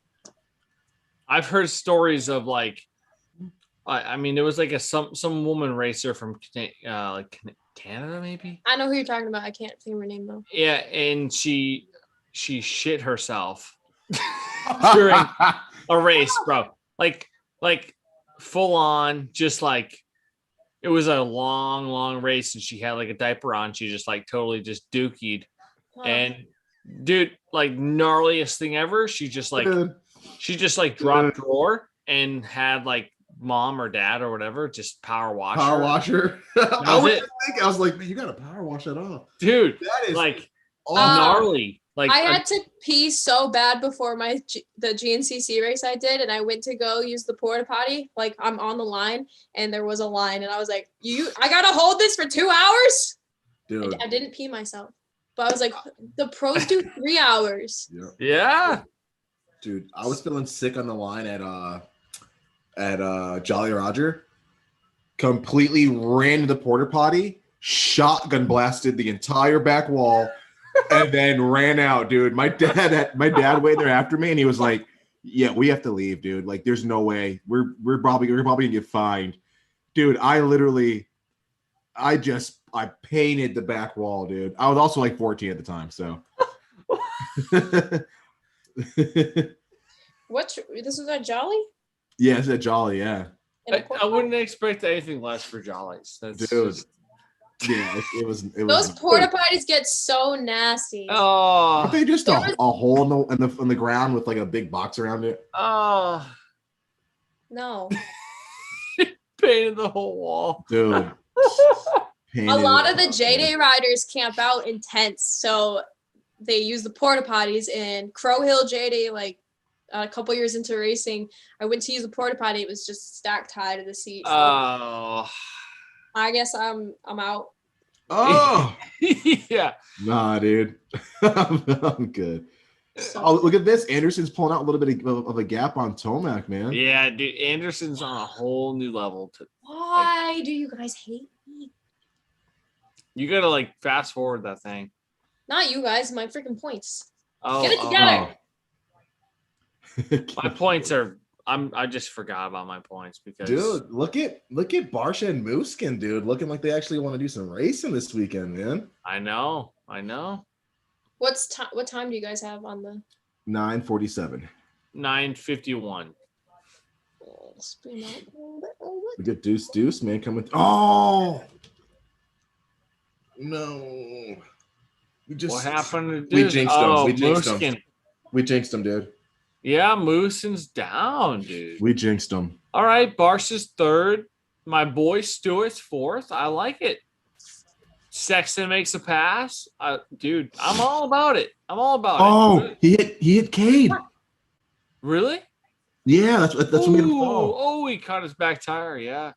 Yeah, Freaking now we're Cade, caught up. Come on, Yeah. Cade. It's awesome to see Cade out there in another main event, man. I'm proud of that Fucking dude. right, dude.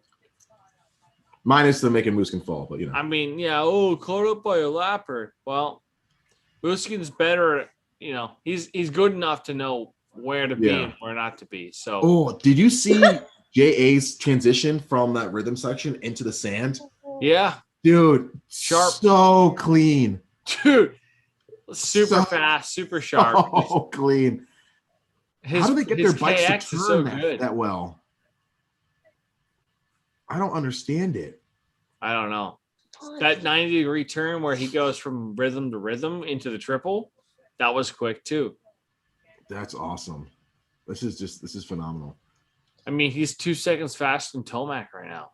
Have we ever seen two racers, I'll say, that switched brands from the previous year and had this much success like this early into the season? I mean, maybe Webb, but not really. Yeah. It's the only one that comes to mind is like the greats, like RC could dominate anything. Right. Stu and Reed, that 2009 year when I think Reed went Suzuki, Stu went to L&M Racing, Yamaha. Yeah. Yeah, like, or Samuel, however you want to say it. And then like these two guys, but like it's really hard for me to understand how you can change up like your complete program, your bike, everything, and a couple months get it so dialed to where you are just eclipsing your competitors who are also training and have multi-million-dollar programs and everything else, dude. It's just so hard for me to fathom that they are this successful this fast. Yeah, I mean, to put it short, it's unbelievable, right? I mean, these guys are racing at the best of the best level. And you got guys that switch a team. Yeah. They have maybe 2 months on a motorcycle, and they're, Tomac is second right now. I really don't understand how the hell that works. Yeah. I really don't. I mean, if there was a secret sauce to it, I'd pay the money and I'd go get the secret sauce and I'd be just like them, but yeah, there ain't. It's just, talent, skill. Yeah. Dedication. But yeah. Sleeping, breathing on your bike, man. It's just gnarly, man. These guys are so good. They're so dialed that, they Anderson's 2.5 seconds almost ahead of Tomac. I mean, Tomac looks great in the whoops, by the way. Yeah, dude, I'm telling you, Blue Crew, dude.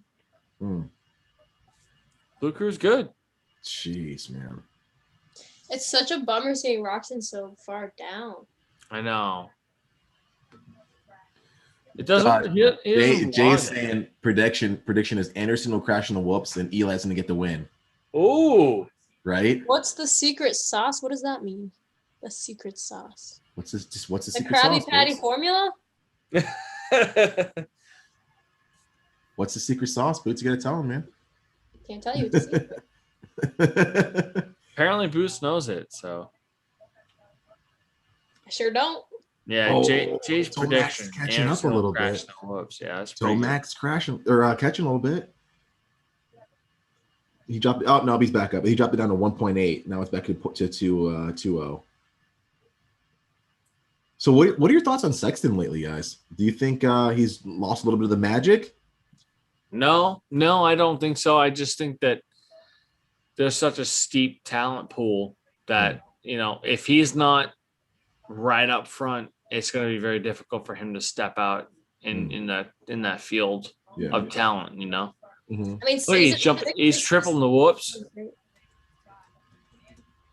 Yeah, Muskin's all over him. He's jumping the whoops. He's still trying to figure it all out. You can he'll have his eyes closed. Yeah. Yeah, Muskin's gonna try to make a pass on him. Muskin's gonna crash. Ooh, that was a quick triple. God dang, dude. The snappiness of these new 450s, man, it's just ridiculous. Oh, just sending it. Yeah. You see that? Just whip. Muskin just got by Sexton. Yep. Just insane. Well, those 450s are unreal. Absolutely insane. Double Jizzle saying 30 going on 14. I think that was to you, Boots. I'm laughing. Oh gosh, I would love to be 14 again. Bills. Oh, I loved it, dude. I was such a happy kid. I was homeschooled and sheltered, so. What? Really? Yeah. Ugh, I wouldn't. I used to be shy. Yeah, I wouldn't like homeschooling. No. I mean, the no bills part sounds nice. Yeah, that part was great. Play outside all day. Just ride dirt bikes and eat. That was it, and man. Eat. That's it. The good life. Once Tyler becomes rich, I'm just hoping that can be my life again. I can just revert back to just. I'll be your sugar daddy. Yeah, dude. I need a sugar daddy, bro. I need. I need a keto daddy. Yeah, keto daddy. No sugar. Get in line with Ashley, all right? Yeah, I gotta fight Ashley for it. Oh, she's always telling me to become a sugar daddy, and I'm like, yeah, dude. the breadwinner, you know. Dude, I love those like sugar baby memes where it's like some super old dude hugging this little young thing, and the chick's just like super grossed out, but she's in it just because like I really like having a Mercedes. You know what I mean? Yeah, I really love that C class. I'm telling Oh, you. dude, this C class is great. These guys all suck, but I really enjoy this Prada purse. I've never heard anyone say that.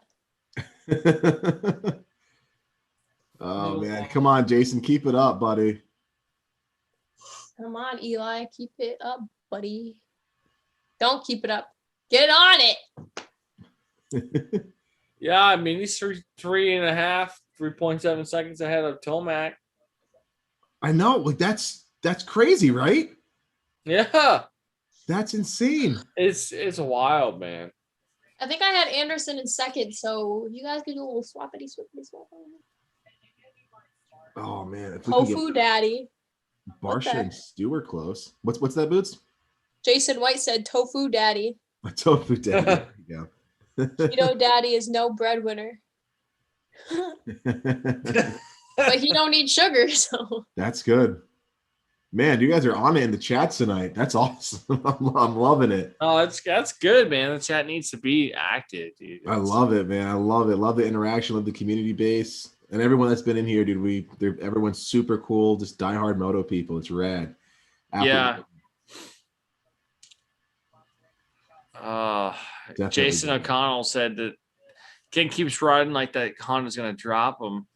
I have to agree to an extent that like what's he's the riding issue? What's with him though, man? Yeah, I mean he's riding the bike really good, but my thing is that like guys come up on his inside or anything like that, he just kind of like lets him have it. Yeah, dude. He seems unhealthy. Like he's got something. Yeah. Because doesn't he have what is it? The autoimmune or something? Yeah, I've seen Bar for a while, right? Yeah. I just figure like he has that kind of thing going on or whatever. He has new season, maybe open up the Instagram and things like that where people can kind of like find him and do some signings and whatever. But he's in Florida, so whatever, but he hasn't done anything. Jeez. Ooh, baby. You see Anderson a little bit in the whoops? Oh, yeah. Oh! Uh-oh. Come on, Starling. Oh, geez. Is he going down? Oh, no, my gosh. he's just in the way. Oh, goodness, dude. That's sketchy. That's the scariest part about like being a lapper. So like, I do not want to ruin this dude, his podium run, and I don't want to knock him off and get an extra 200 grand from this win. So 200. Right, dude. I'm only getting 9 points from Mitchell Oldenburg. Are you kidding me, dude? I'm not getting crap from this one. Dude, I'm at 230 night. Would have been much better at all 8, but. I'm getting 26 points from Anderson, so a handicap of 3. Oh, okay. Final lap. Anderson, dude, 5.5 seconds. Wow. Barsha in third. Good rebound week for Barsha. We're getting her done, guys. Yeah, and you know what? I see more wins from Anderson because this guy's got a massive amount of momentum. Yeah, yep. I agree with that. Massive amount of momentum carrying forward through these races. Yep. Definitely agree with that. And he looks like he's having fun. He's comfortable on the bike. Yep. That's the biggest thing. He's got that like mentality too of like not giving up and yeah, he's stoked, man. There you go. He's Congrats so stoked. to Jason Anderson, man. Rock, neck burn. Oh, that was awesome, man. What a freaking awesome race. Holy crap. I know. Awesome race. How the hell are you supposed to know who's supposed to land where, Oh, that was great. Again, guys, thank you for being so active in the chat. Thank you so much for tuning in with us. We love the interaction. We love the questions. We love the banter. It's great. Love the fact that so many of you want to find Boots a boyfriend. Thank you. We're gonna field all inquiries at thecollectivexp.com. Hit the contact us page. Send us all mugshots.